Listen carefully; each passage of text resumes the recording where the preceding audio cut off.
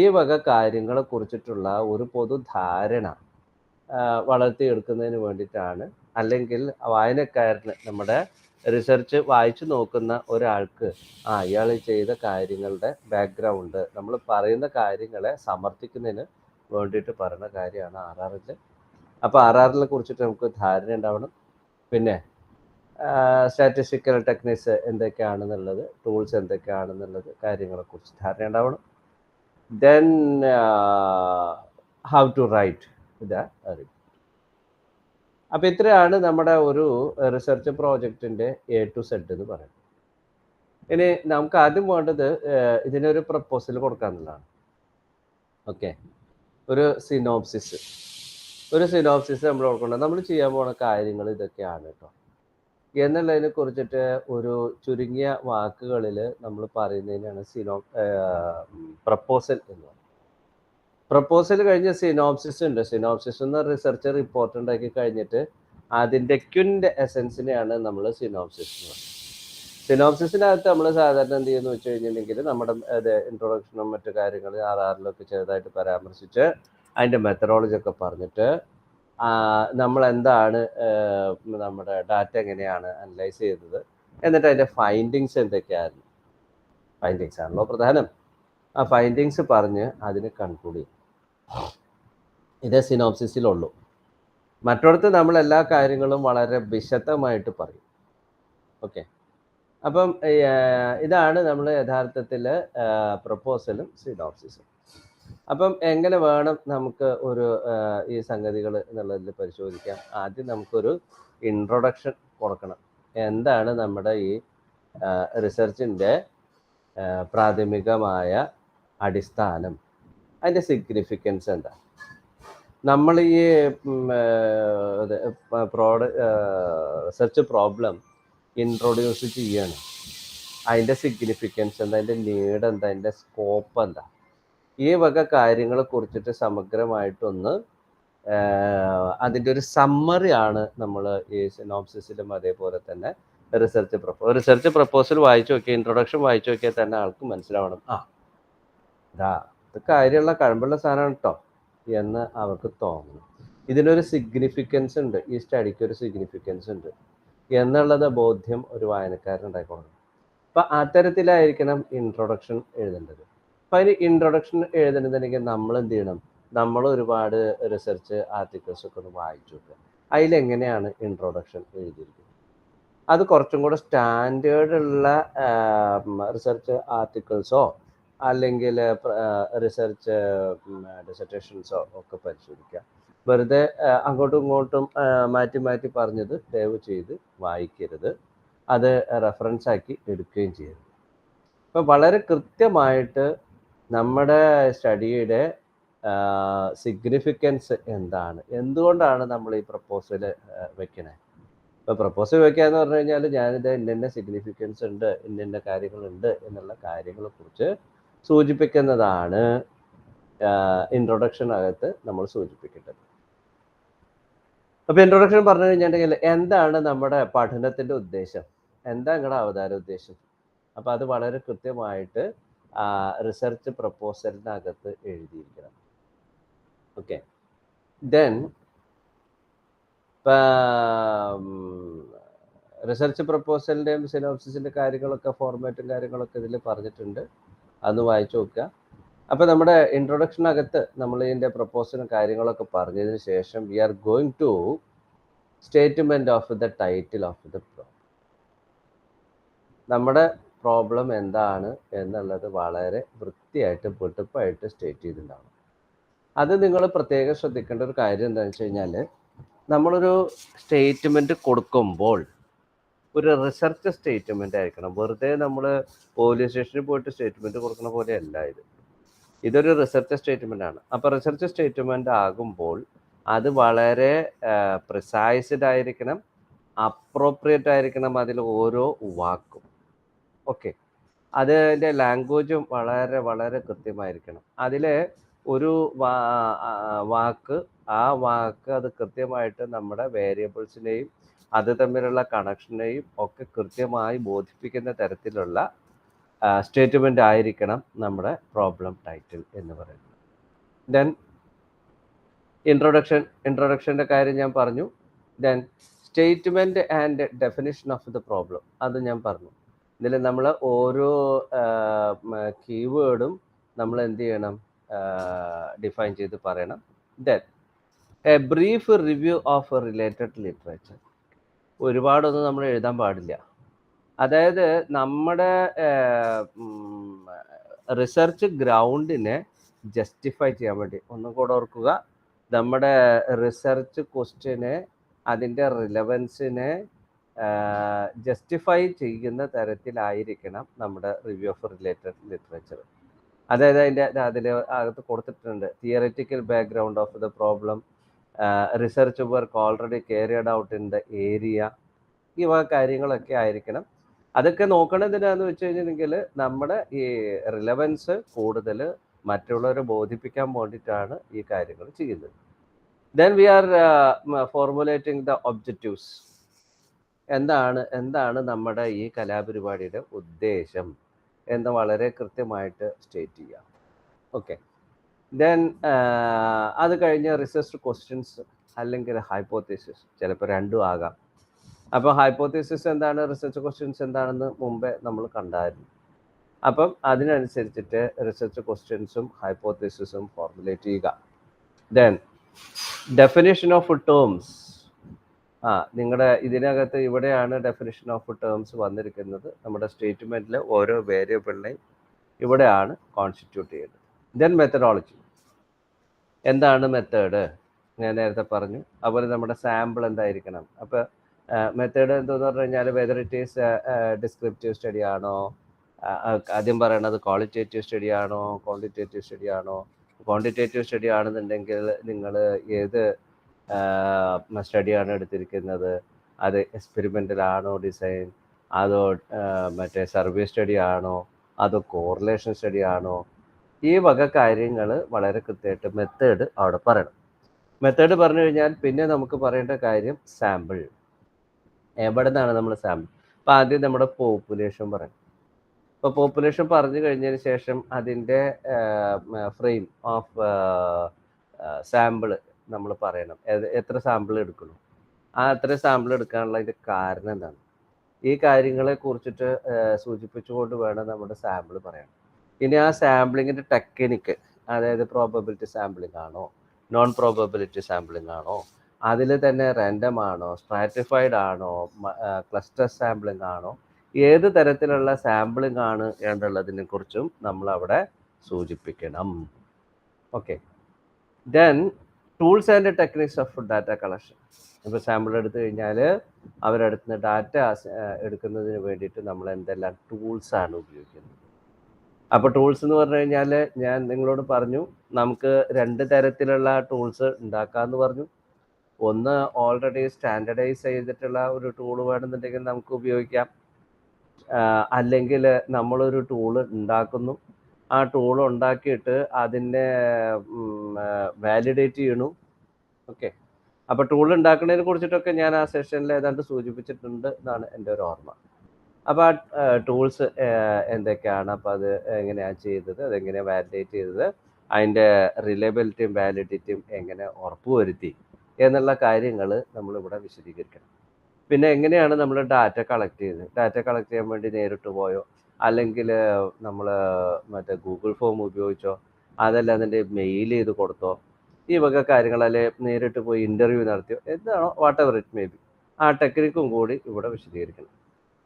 Then ഇനി നമുക്ക് കിട്ടിയ ഡാറ്റയെ അനലൈസ് ചെയ്യാൻ വേണ്ടിയിട്ട് നമ്മൾ എന്ത് പ്രൊസീജിയറാണ് അഡോപ്റ്റ് ചെയ്തിരിക്കുന്നത്. അപ്പം അതിൻ്റെ സ്റ്റാറ്റിസ്റ്റിക്കൽ ടെക്നിക്ക് എന്തൊക്കെയാണെന്ന് പറയണം. അതിൽ പ്രിലിമിനറി സ്റ്റാറ്റിസ്റ്റിക്സ് എന്ത് ചെയ്തു, ഇൻഫറൻഷ്യൽ സ്റ്റാറ്റിസ്റ്റിക്സ് എന്തൊക്കെ ഉപയോഗപ്പെടുത്തി, ഈ കാര്യങ്ങൾ ഇവിടെ പരാമർശിക്കുക. ദെൻ നമുക്ക് എക്സ്പ്ലെയിൻ ചെയ്യേണ്ട കാര്യം ടൈം ഷെഡ്യൂളാണ്. അപ്പം ടൈം ഷെഡ്യൂൾ എന്ന് പറയുമ്പോൾ നമ്മൾ എത്ര സമയം ഈ റിവ്യൂ ഓഫ് റിലേറ്റഡ് ലിറ്ററേച്ചറിന് വേണ്ടി ഉപയോഗപ്പെടുത്തുന്നു, അതേപോലെ ടൂൾ ഉണ്ടാക്കാൻ വേണ്ടി എത്ര സമയം, അതുപോലെ ഡാറ്റ കളക്ഷനും ഫീൽഡ് വിസിറ്റിനും വേണ്ടി എത്ര സമയം, ഡാറ്റ അനാലിസിസിനും റിപ്പോർട്ട് റൈറ്റിങ്ങിനും വേണ്ടിയിട്ട് എത്ര സമയം, ഇത്രയും കാര്യങ്ങൾ അതിനകത്ത് പറയണം. അപ്പം നമുക്ക് ഏകദേശം ഒരു ധാരണ ഉണ്ടാവണം. അതായത് എന്താണ് എത്ര സമയം വേണ്ടി വരും എന്നുള്ളതിനെ കുറിച്ചിട്ട് കാര്യം. Then budget, financial estimate. പിന്നെ ചെയ്യേണ്ട കാര്യം, നമുക്ക് എത്ര രൂപ ചിലവാകും, ഓക്കെ, അതിൻ്റെ ഒരു ബഡ്ജറ്റ്. പക്ഷെ എനിക്ക് തോന്നുന്നില്ല നമ്മുടെ ഈ നിങ്ങളുടെ ഇഗ്നോ പ്രോഗ്രാമിന് വേണ്ടിയിട്ട് അതിൻ്റെ ഒരു ആവശ്യകത ഉണ്ടാവും എനിക്ക് തോന്നുന്നില്ല.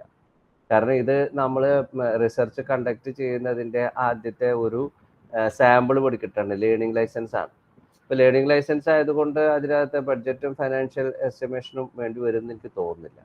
ഓക്കെ, ഇത് കഴിഞ്ഞാൽ നമ്മുടെ റെഫറൻസസ് എന്തൊക്കെയാണ്, എവിടെ നിന്നൊക്കെയാണ് നമ്മൾ റെഫർ ചെയ്തിട്ടുള്ളത്.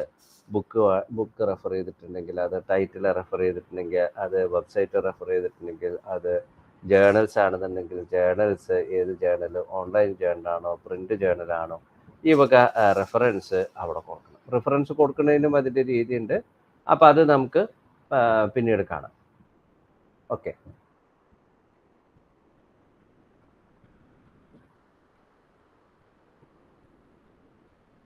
ദെൻ അടുത്ത സെഗ്മെന്റിൽ നമ്മൾ ചർച്ച ചെയ്യാൻ പോകുന്നത് റിവ്യൂ ഓഫ് റിലേറ്റഡ് ലിറ്ററേച്ചർ ആണ്. ഇപ്പൊ റിവ്യൂ ഓഫ് റിലേറ്റഡ് ലിറ്ററേച്ചറിനകത്ത് എന്താണ് അതിൻ്റെ need and purpose of related literature.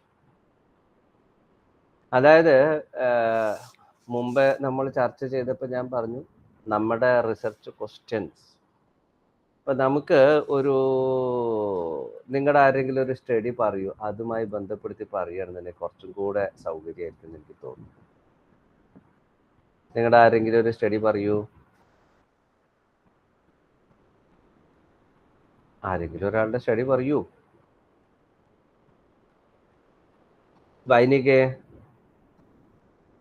വൈനികയുടെ study ഏതായിരുന്നു?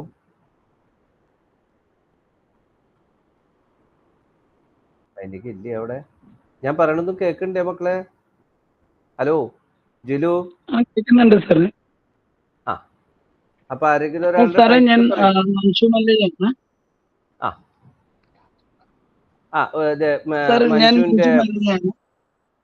മഞ്ജുവിന്റെ പ്രോബ്ലം എന്താ? അപ്പം മലയാളം മീഡിയം ക്ലാസ്സിലെ ഇംഗ്ലീഷ് ലേണിങ്ങിനെ കുറിച്ചാണ് ഞാൻ ചെയ്യാൻ ഉദ്ദേശിക്കുന്നത്. മലയാളം മീഡിയം സ്കൂളിലെ ഇംഗ്ലീഷ് പഠനം, അതാണ് പ്രോബ്ലം ഏരിയ. അപ്പം ആദ്യം പ്രോബ്ലം മലയാളം മീഡിയം കുട്ടികൾക്ക് ഒരേ സ്കൂളിൽ 2 മീഡിയം ഉണ്ടല്ലോ നമുക്ക്. പക്ഷെ നമ്മള് രീതിയിലാണ് പഠിപ്പിക്കുന്നത്. മഞ്ജു, നമ്മളിപ്പോ പ്രോബ്ലം ഏരിയ പറഞ്ഞിട്ടുള്ളൂ. അതായത് English learning in non English speaking students, ഇതാണ് പ്രോബ്ലം ഏരിയ അല്ലേ? ക്ലിയർ അല്ലേ? അതെ സാർ, അതെ. അപ്പൊ പ്രിസൈസ്ഡ് ആയി, പ്രോബ്ലം ഏരിയ പ്രിസൈസ്ഡ് ആയി. അതായത് the English learning among the students, those who follow which one Malayalam as a first language അല്ലെങ്കിൽ മലയാളം. ഇത് പ്രോബ്ലം ഏരിയ. ഇനി ഈ പ്രോബ്ലം ഏരിയ വെച്ചുകൊണ്ട് നമുക്ക് എന്ത് ചെയ്യണം? പ്രോബ്ലത്തിനെ ഐഡന്റിഫൈ ചെയ്യണം. എന്താ ഇപ്പൊ അവിടെ അങ്ങനെ പഠിക്കാൻ തോന്നിയത്? അവിടെ ഒരു പ്രോബ്ലം ഉണ്ട് എന്ന് മഞ്ജുവിന് എന്താ തോന്നിയത്? എന്ത് പ്രോബ്ലം ഫീൽ ചെയ്തത്? പ്രോബ്ലം ഏരിയ കണ്ടു, അവിടെ എന്താ പ്രോബ്ലം? ആക്ച്വൽ ഇഷ്യൂ എന്താ? അവരുടെ മാർക്സ് നമ്മള് പ്രോഡക്റ്റ് നോക്കുമ്പോഴേ അതില് ചില ഉത്തരങ്ങൾ പോലും മലയാളത്തിന്, അതായത് നമ്മള് മൊബൈലിൽ ടൈപ്പ് ചെയ്യുന്ന പോലെ, ഞാനാണെങ്കിൽ NJAN കഴിഞ്ഞു എന്നൊക്കെ അവര് അതേപോലെ മലയാളത്തിലാണ് എഴുതുന്നത്. ഇംഗ്ലീഷ് ലെറ്റേഴ്സ് യൂസ് ചെയ്യുന്നു എന്ന് മാത്രം. ഓക്കെ, അപ്പൊ വെരി ഗുഡ്. അപ്പൊ പ്രോബ്ലം ഐഡന്റിഫൈ ചെയ്ത് കഴിഞ്ഞു. അപ്പൊ എന്തായിരിക്കണം, നമുക്ക് അതിനെ ആ പ്രോബ്ലത്തിനെ ഒന്ന് ഐഡന്റിഫൈ ചെയ്തിട്ട് അതിന്റെ കീവേഡ്സ് ഒന്ന് ഉപയോഗിച്ച് നോക്കാം. എന്താ കീവേഡ്സ് ഉണ്ടാക്കേണ്ട പ്രോബ്ലത്തിന്റെ? ഇവിടെ ഇപ്പൊ പ്രശ്നം എന്താന്ന് വെച്ച് കഴിഞ്ഞിട്ടുണ്ടെങ്കിൽ മലയാളത്തിൽ മംഗ്ലീഷ് ഉപയോഗിക്കുന്നു അല്ലേ പ്രശ്നം? ഇംഗ്ലീഷിലെ തന്നെ കുട്ടികൾ എന്ത് ചെയ്യുന്നു? മംഗ്ലീഷ് ഉപയോഗപ്പെടുത്തുന്നു. റൈറ്റ്? അപ്പൊ അതാണ് പ്രശ്നം. അപ്പം ആ പ്രശ്നത്തിന് എങ്ങനെ നമുക്കൊരു പ്രോബ്ലം സ്റ്റേറ്റ്മെന്റ് ആക്കാം? പ്രോബ്ലം സ്റ്റേറ്റ് ചെയ്യാൻ ഐഡന്റിഫൈ ചെയ്തു. നമ്മുടെ പ്രോബ്ലം ഇതാണ്. മലയാളം മീഡിയത്തിൽ പഠിക്കുന്ന കുട്ടികൾ ഇംഗ്ലീഷിൽ അവരുടെ റീപ്രൊഡക്ഷൻ എന്ന് പറയുന്നത് മംഗ്ലീഷിലാണ്. അതിന് നമുക്കൊരു പ്രോബ്ലം ആയിട്ട് സ്റ്റേറ്റ്മെന്റ് നടത്തണം. എന്താ സ്റ്റേറ്റ്മെന്റ് വരിക? അപ്പോൾ ഐഡന്റിഫൈ ചെയ്തു നമ്മൾ പ്രോബ്ലം ഏരിയ ഐഡന്റിഫൈ ചെയ്തു, ആക്ച്വൽ പ്രോബ്ലം ഐഡന്റിഫൈ ചെയ്തു. നൗ നമുക്ക് അതിന്റെ ഒരു സ്റ്റേറ്റ്മെന്റ്. മഞ്ജു എന്താ സബ്ജക്റ്റ്? ഹലോ മഞ്ജുവിന്റെ സബ്ജക്റ്റ് എന്താ? ആള് പോയോ? English sir, English. ഇംഗ്ലീഷാണ്. ഇംഗ്ലീഷാണ്. പറയൂ. ഉണ്ട്. ഇംഗ്ലീഷാണ്. അപ്പൊ സ്റ്റേറ്റ്മെന്റ് പറയൂ. എങ്ങനെ നമുക്ക് ഇതിന്റെ ഒരു സ്റ്റേറ്റ്മെന്റ് ഉണ്ടാക്കാം? സ്റ്റേറ്റ്മെന്റ് എന്തായാലും പിന്നെ ആലോചിച്ചിട്ട് മഞ്ജു ഉണ്ടാക്ക്. ഇതിനകത്ത് ഇപ്പൊ നമുക്ക് നമ്മുടെ ചർച്ച എന്തുമായി ബന്ധപ്പെട്ടിട്ടാണ്? റിവ്യൂ ഓഫ് റിലേറ്റഡ് ലിറ്ററേച്ചർ ആണ്. അപ്പൊ റിവ്യൂ ഓഫ് റിലേറ്റഡ് ലിറ്ററേച്ചറിൽ നമുക്ക് ഇതിനകത്തുള്ള വേരിയബിൾസിനെ നമുക്ക് കൃത്യമായിട്ട് മനസ്സിലാക്കണം. അപ്പൊ ഇതിലെ വേരിയബിൾസ് എന്തൊക്കെയാണ്? ആർക്കേലും പറയാമോ? ഇതിലെ ഡിപെൻഡന്റ് വേരിയബിൾ എന്താണ്? ഇൻഡിപെൻഡന്റ് വേരിയബിൾ എന്താണ്?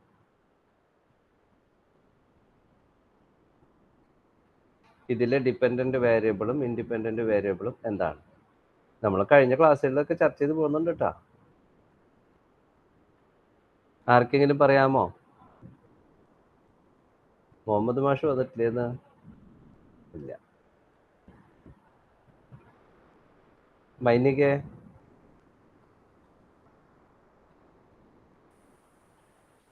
മൈനിക ഉണ്ടോ? ഇടിയും മഴയാണ്. ഇടിയും മഴയിലൊന്നും പേടിക്കരുത് കേട്ടോ. നമ്മൾ റിസർച്ച് ചെയ്യാൻ പോകുന്ന ആൾക്കാരാണ്. നമുക്കൊരു പേടി ഉണ്ടാവാൻ പാടില്ല. ഓക്കെ. ആർക്കെങ്കിലും പറയാമോ ഡിപെൻഡന്റ് വേരിയബിളും ഇൻഡിപെൻഡന്റ് വേരിയബിൾ എന്താന്ന്? ജിലോ, അവിടെ ഇടിയും മഴ ഇല്ല എന്നുണ്ടെങ്കിൽ ഒന്ന് പറയാമോ?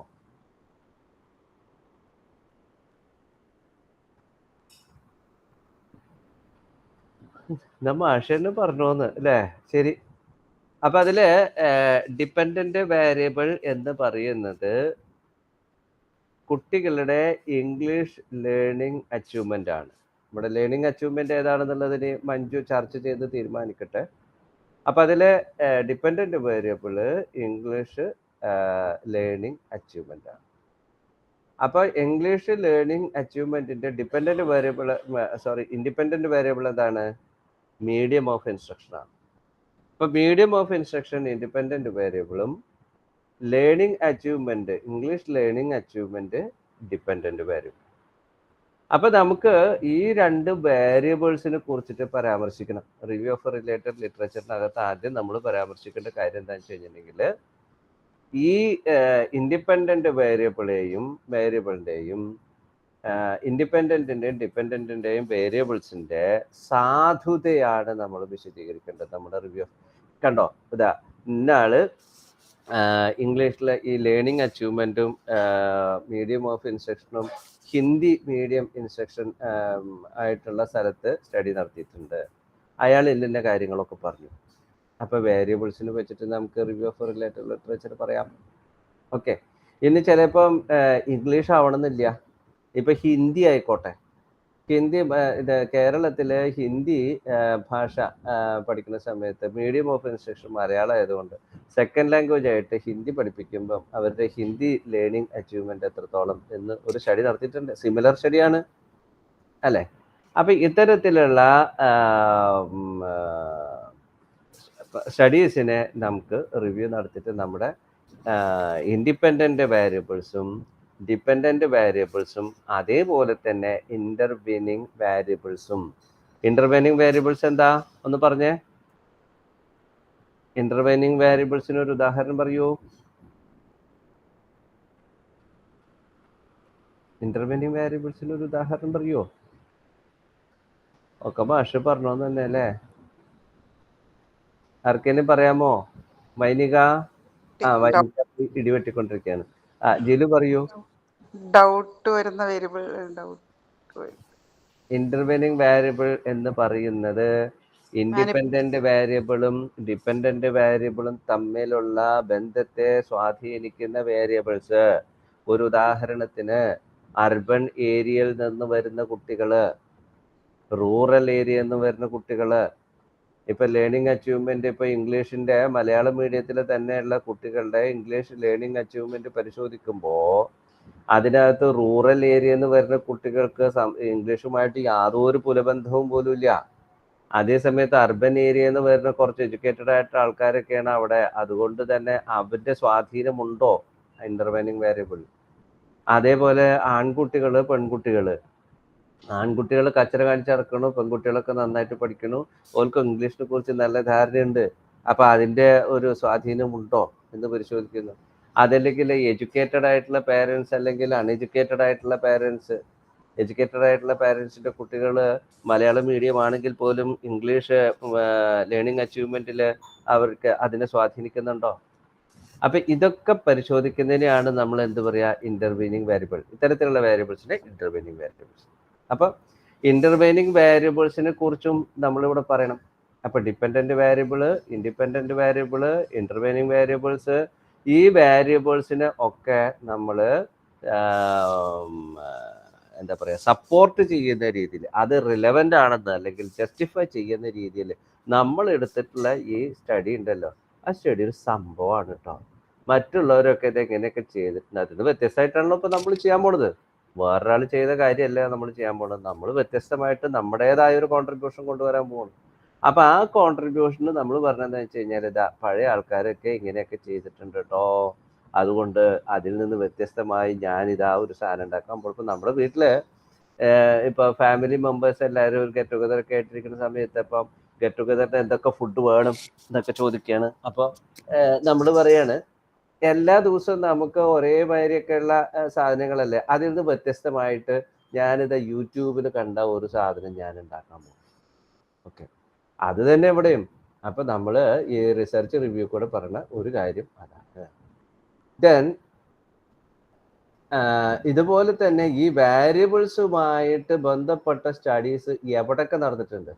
വിദേശത്ത് നടന്നിട്ടുണ്ട്, നമ്മുടെ നാട്ടിൽ നടന്നിട്ടുണ്ട്, നമ്മുടെ സംസ്ഥാനത്ത് നടന്നിട്ടുണ്ട്, നമ്മുടെ എഡ്യൂക്കേഷൻ ഡിപ്പാർട്ട്മെന്റിൽ തന്നെ സ്കൂൾ എഡ്യൂക്കേഷൻ നടന്നിട്ടുണ്ട്, അഡൾട്ട് എഡ്യൂക്കേഷൻ നടന്നിട്ടുണ്ട്, വൊക്കേഷണൽ എഡ്യൂക്കേഷൻ നടന്നിട്ടുണ്ട്, ഹയർ എഡ്യൂക്കേഷൻ നടന്നിട്ടുണ്ട്, മെഡിക്കൽ എഡ്യൂക്കേഷൻ നടന്നിട്ടുണ്ട്, എഞ്ചിനീയർ, അങ്ങനെ ഒരുപാട് സ്ഥലത്ത് ഇതൊക്കെ നടന്നിട്ടുണ്ട്.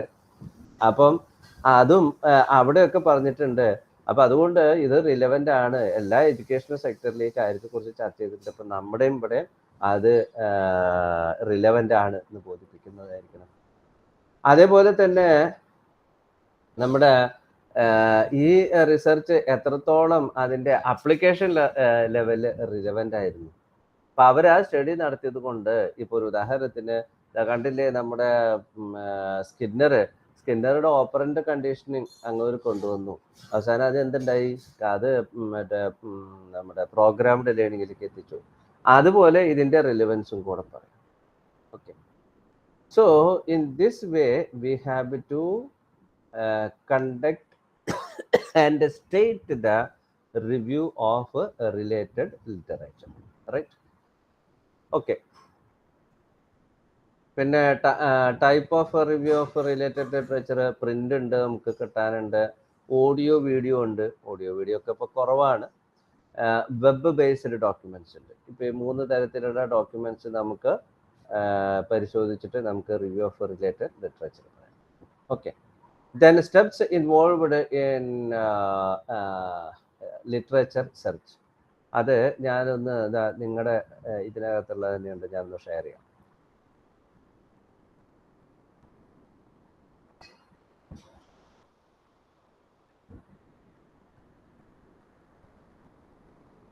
കാണുന്നുണ്ടോ? ഞാൻ ഷെയർ ചെയ്ത് കാണുന്നുണ്ടോ മക്കളെ?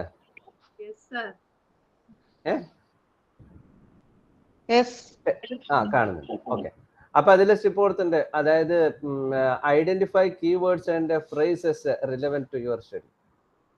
സ്റ്റഡീസിലെ കീവേഡ്സ് എന്ന് പറഞ്ഞു കഴിഞ്ഞിട്ടുണ്ടെങ്കിൽ നമ്മുടെ വേരിയബിൾസ് ഒക്കെ തന്നെയാണ് മെയിൻ ആയിട്ട്. ഇനി അതിനെ ബന്ധിപ്പിക്കുന്ന ഘടകങ്ങൾ ഉണ്ടെങ്കിൽ, ഒന്നുകിൽ ഇപ്പൊ നമ്മൾ എക്സ്പെരിമെന്റ് സ്റ്റഡി എടുക്കുകയാണെന്നുണ്ടെങ്കിൽ ഇമ്പാക്റ്റ് ആയിരിക്കും, അല്ല എഫക്റ്റീവ്നെസ്. അപ്പൊ അതുമായിട്ടുള്ള കീവേഡ്സ്. പിന്നെ കോറിലേഷൻ ആണെന്നുണ്ടെങ്കിൽ അതിന്റെ കോറിലേഷൻ, അല്ലെങ്കിൽ സർവേ ആണെന്നുണ്ടെങ്കിൽ സർവേ. അപ്പം അതിനെയൊക്കെ ആ കീവേഡ്സിനെ പിന്നെ വേരിയബിൾസ് ഇതിനെയൊക്കെ റിലവൻ്റ് ആക്കുന്ന തരത്തിലായിരിക്കണം സ്റ്റഡീസ് പോകേണ്ടത്. Then identify the source of related literature. നമുക്ക് എവിടെ നിന്നൊക്കെ അത് കിട്ടുക എന്നല്ല, അതിന് കുറേ ഉടായ്പ പരിപാടികൾ ഇപ്പം ഞാൻ നിങ്ങൾക്ക് പറഞ്ഞുതരാം കേട്ടോ. ഞാൻ കാണിച്ചു തരാം ഇതിൻ്റെ end of this session. Okay, അപ്പം എവിടെ നിന്നൊക്കെ നമുക്ക് റിലേറ്റഡ് ലിറ്ററേച്ചർ കിട്ടും. ഇനി നമുക്ക് ഈ ലിറ്ററേച്ചർ ഇങ്ങനെ നമുക്ക് ചെറുപറ ഇഷ്ടംപോലെ കിട്ടാനുണ്ട്. അപ്പൊ അതിനകത്ത് അതിന്റെ ടൈറ്റിൽ നമ്മൾ പരിശോധിക്കണം. പലപ്പോഴും നിങ്ങൾക്ക് സംഭവിക്കാൻ പോണ ഒരു കാര്യം ഞാൻ പറഞ്ഞുതരാം. അപ്പൊ നിങ്ങൾ റിവ്യൂ ഓഫ് റിലേറ്റഡ് ലിറ്ററേച്ചറിന് വേണ്ടിയിട്ട് നെറ്റിൽ കയറി ബ്രൗസ് ചെയ്യും. നെറ്റിൽ കയറിയിട്ട് ബ്രൗസ് ചെയ്യുന്ന സമയത്ത് നിങ്ങൾ നോക്കുമ്പോൾ എന്തുട്ടാ, അതായത് ഇതും നമ്മുടെ സ്റ്റഡിയുമായിട്ടൊരു ബന്ധം ഉണ്ടാവില്ല, അല്ലെങ്കിൽ അത് വേറെ ഏതെങ്കിലും ഫീൽഡിലായിരിക്കും. ഓക്കെ, അപ്പൊ അതുകൊണ്ട് നമ്മൾ ആ ടൈറ്റിൽ കണ്ടാൽ അത് നമ്മുടെ റിപ്പോർട്ടിങ്ങിന് പൊട്ടൻഷ്യൽ ആണ് എന്നുള്ളത് ഉറപ്പുവരുത്തും. Then locate copies of the reports to be reviewed. ഞാൻ പറയേണ്ട കാര്യമില്ല.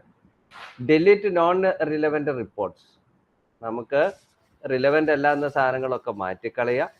Separate out resort that are relevant and arrange in order categories or relevant.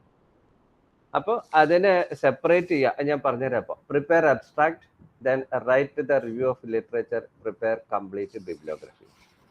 മക്കളെ, നിങ്ങൾ ചെയ്യേണ്ട ഒരു കാര്യം എന്താ അറിയോ? നമ്മൾ ഓരോ തവണയും ഇപ്പം നിങ്ങളുടെ കയ്യിൽ എപ്പോഴും വേണ്ട, റിസർച്ചറുടെ കയ്യിൽ എപ്പോഴും വേണ്ട ഒരു സാധനം, ഒരു സ്ക്രിബ്ലിംഗ് പാഡ്, കുറച്ച് വലിപ്പമുള്ള ഒരു സ്ക്രിബ്ലിംഗ് പാഡ്, പിന്നെ ഒരു എഴുതുന്ന പേന് അല്ലെങ്കിൽ പെൻസിൽ. ഇത് ഈ സാമഗ്രികൾ നമ്മുടെ കയ്യിൽ എപ്പോഴും ഉണ്ടാവും.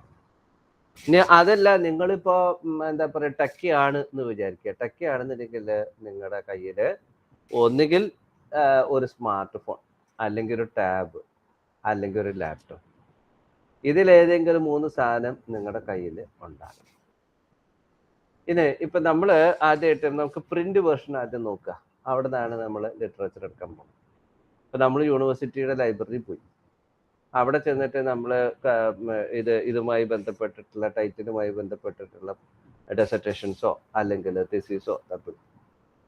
അതെടുത്തു കഴിഞ്ഞാൽ അതിൻ്റെ ആദ്യത്തെ പണി എന്താണ്? നമ്മളത് മറിച്ച് നോക്കുക. മറിച്ച് നോക്കിയിട്ട് അത് നമുക്ക് റിലവൻ്റ് ആണെന്നുള്ള ബോധ്യപ്പെട്ട് കഴിഞ്ഞാൽ അതിനകത്തു നിന്നുള്ള ആവശ്യമുള്ള സാധനങ്ങൾ എഴുതും. അപ്പോൾ അവരുടെ മെത്തേഡ് എന്താണ് അവർ ഉപയോഗിച്ചത്, അതിൻ്റെ ടൈറ്റിൽ എന്തായിരുന്നു, വാരിയബിൾസ് എന്തായിരുന്നു, ദെൻ മെത്തഡോളജി എന്തായിരുന്നു, ഫൈൻഡിങ്സ് എന്തായിരുന്നു എന്നുള്ള കാര്യങ്ങൾ നമ്മൾ നമ്പർ 1.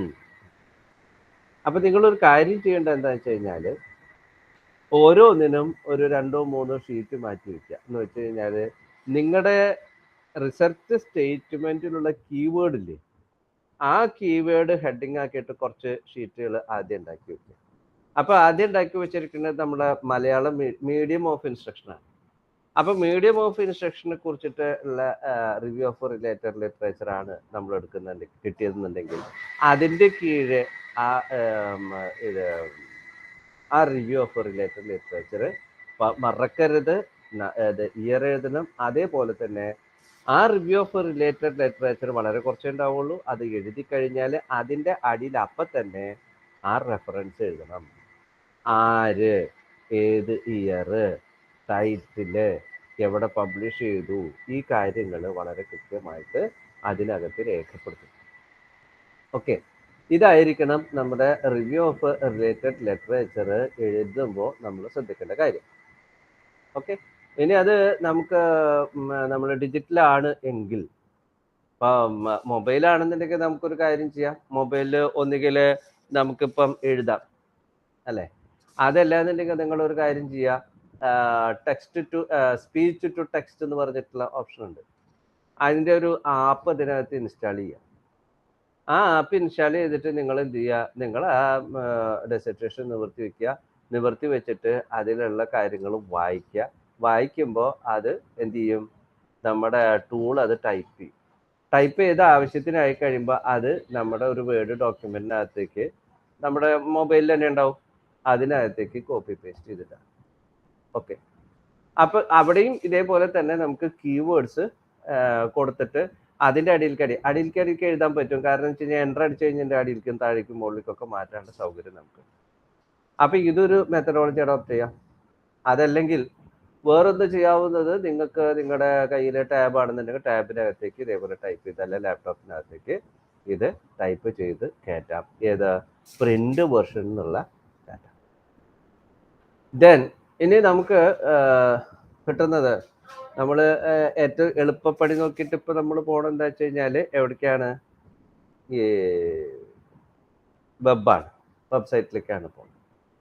ഇപ്പൊ വെബ്സൈറ്റിൽ പോണ സമയത്ത് ഇതേപോലെ തന്നെ നമ്മൾ എന്ത് ചെയ്യണം? നമുക്ക് ആവശ്യമുള്ള റിലവൻ്റ് ആയിട്ടുള്ള സാധനങ്ങൾ കീവേഡ്സിനനുസൃതമായിട്ട് കോപ്പി പേസ്റ്റ് ചെയ്യുക. കോപ്പി പേസ്റ്റ് ചെയ്യുന്നതിനോടൊപ്പം തന്നെ എന്ത് വേണം? അതിൻ്റെ റെഫറൻസ്, അതിൻ്റെ മറ്റോടത്ത് ചെയ്ത പോലെ തന്നെ, പ്രിന്റ് വെർഷനിൽ ചെയ്ത പോലെ തന്നെ ആ റിവ്യൂ ഓഫ് റിലേറ്റഡ് ലിറ്ററേച്ചറിൻ്റെ തൊട്ടടിയിലായിട്ട് എന്ത് ചെയ്തു വെക്കണം? ആ റെഫറൻസ് അവിടെ നമ്മൾ എഴുതി വെക്കണം. പിന്നെ ആ വെബ് പേജ് ആണെന്നുണ്ടെങ്കിൽ ആ web page address copy paste ചെയ്തിടണം കേട്ടോ, ഒരു കാരണവശാലും ഇത് മാറ്റരുത്. അപ്പം അതിനകത്ത് ആ വെബ് പേജ് നിങ്ങൾ കോപ്പി പേസ്റ്റ് ചെയ്യുമ്പോൾ ബ്രാക്കറ്റിൽ end of the web page address നിങ്ങൾ ബ്രാക്കറ്റിൽ നിങ്ങൾ ഇത് ഡൗൺലോഡ് ചെയ്ത ടൈമും ഡേറ്റും കൂടി എൻ്റർ ചെയ്ത് വെക്കുക. കാരണം ചിലപ്പോൾ നിങ്ങൾ നാളെ നോക്കുമ്പോൾ ഈ പേജ് കണ്ടോളുന്നില്ല. ഓക്കെ, അപ്പം അതുകൊണ്ട് ആ റെഫറൻസ്.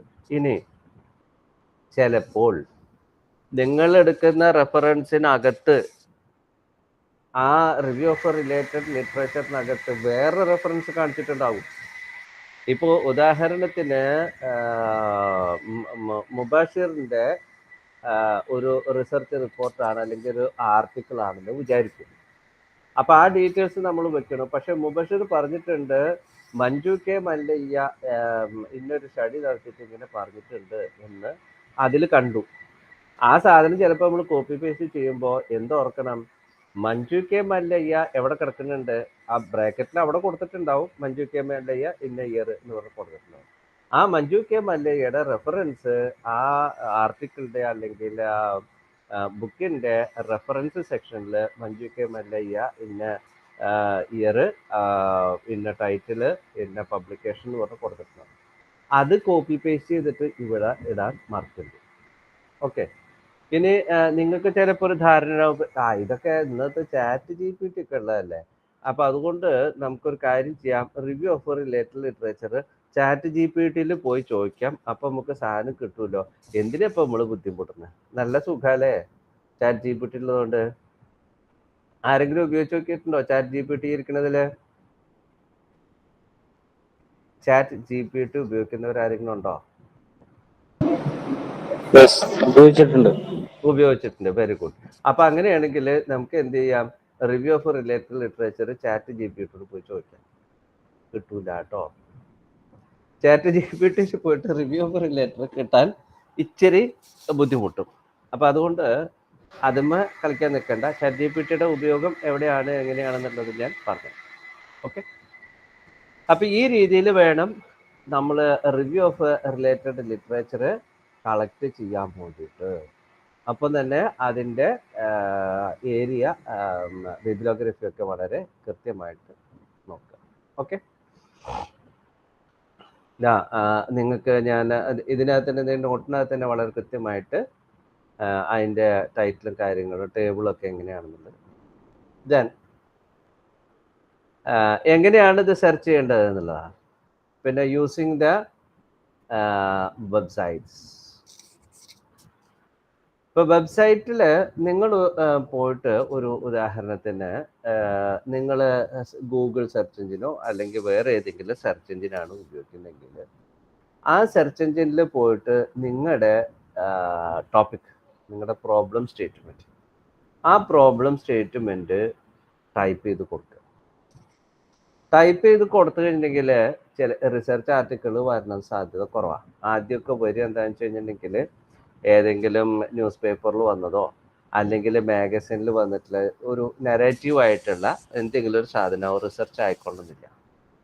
അപ്പൊ ഈ മൂന്ന് തരത്തിലുള്ള ഡാറ്റ നിങ്ങൾക്ക് വെബ്സൈറ്റിനകത്ത് കിട്ടും. ഒന്ന് നെറേറ്റീവ് ആയിട്ടുള്ള explanation either in book or journal or magazine or web page, അല്ലെങ്കിൽ റിസർച്ച് ആർട്ടിക്കിൾ ആയിട്ട് കിട്ടും, അല്ലെങ്കിൽ റിസർച്ച് പബ്ലിഷ്ഡ് ബുക്കായിട്ട് കിട്ടും. അപ്പൊ ഈ മൂന്ന് തരത്തിൽ കിട്ടുന്ന സാധനത്തിനകത്താണ് നമുക്ക് ഇതെടുക്കാൻ പറ്റുക. അപ്പം നമ്മൾ സാധാരണ നന്നായിട്ട് ചെയ്യാൻ പറ്റുന്നൊരു പരിപാടി എന്താണെന്ന് വെച്ച് കഴിഞ്ഞാൽ, ഞാൻ മുമ്പ് നിങ്ങളോട് സൂചിപ്പിച്ചിരുന്നു, നമ്മൾ റിസർച്ച് ചെയ്യാൻ പോകുമ്പോൾ പ്രത്യേകിച്ച് ഇന്നൊക്കെ ഡിജിറ്റലാണ്, അതുകൊണ്ട് നമ്മളൊരു ഡാറ്റാബേസ് ഉണ്ടാക്കുന്ന കാര്യത്തെ കുറിച്ച് ഞാൻ പറഞ്ഞിരുന്നു തുടക്കത്തിൽ. നമ്മൾ റിസർച്ച് ചെയ്യുമ്പോൾ ഒരു ഡാറ്റാബേസ് നിർബന്ധമാണ്, അത് ഉണ്ടാക്കണമെന്ന് ഞാൻ പറഞ്ഞിരുന്നു. ആർക്കെങ്കിലും ഓർമ്മയുണ്ടോ? ഡാറ്റാബേസ് എങ്ങനെയാണ് ഉണ്ടാക്കണമെന്ന് പറഞ്ഞത് ഓർമ്മയുണ്ടോ? മൈനികെ ഇല്ല അല്ലേ? ജിലുവിന് ഓർമ്മയുണ്ടോ? ജിലു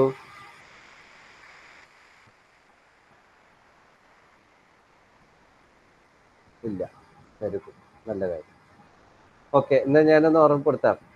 അതിൽ സാറ് പറഞ്ഞോ ജിലു. ശരി. സാമ്പിളിംഗ്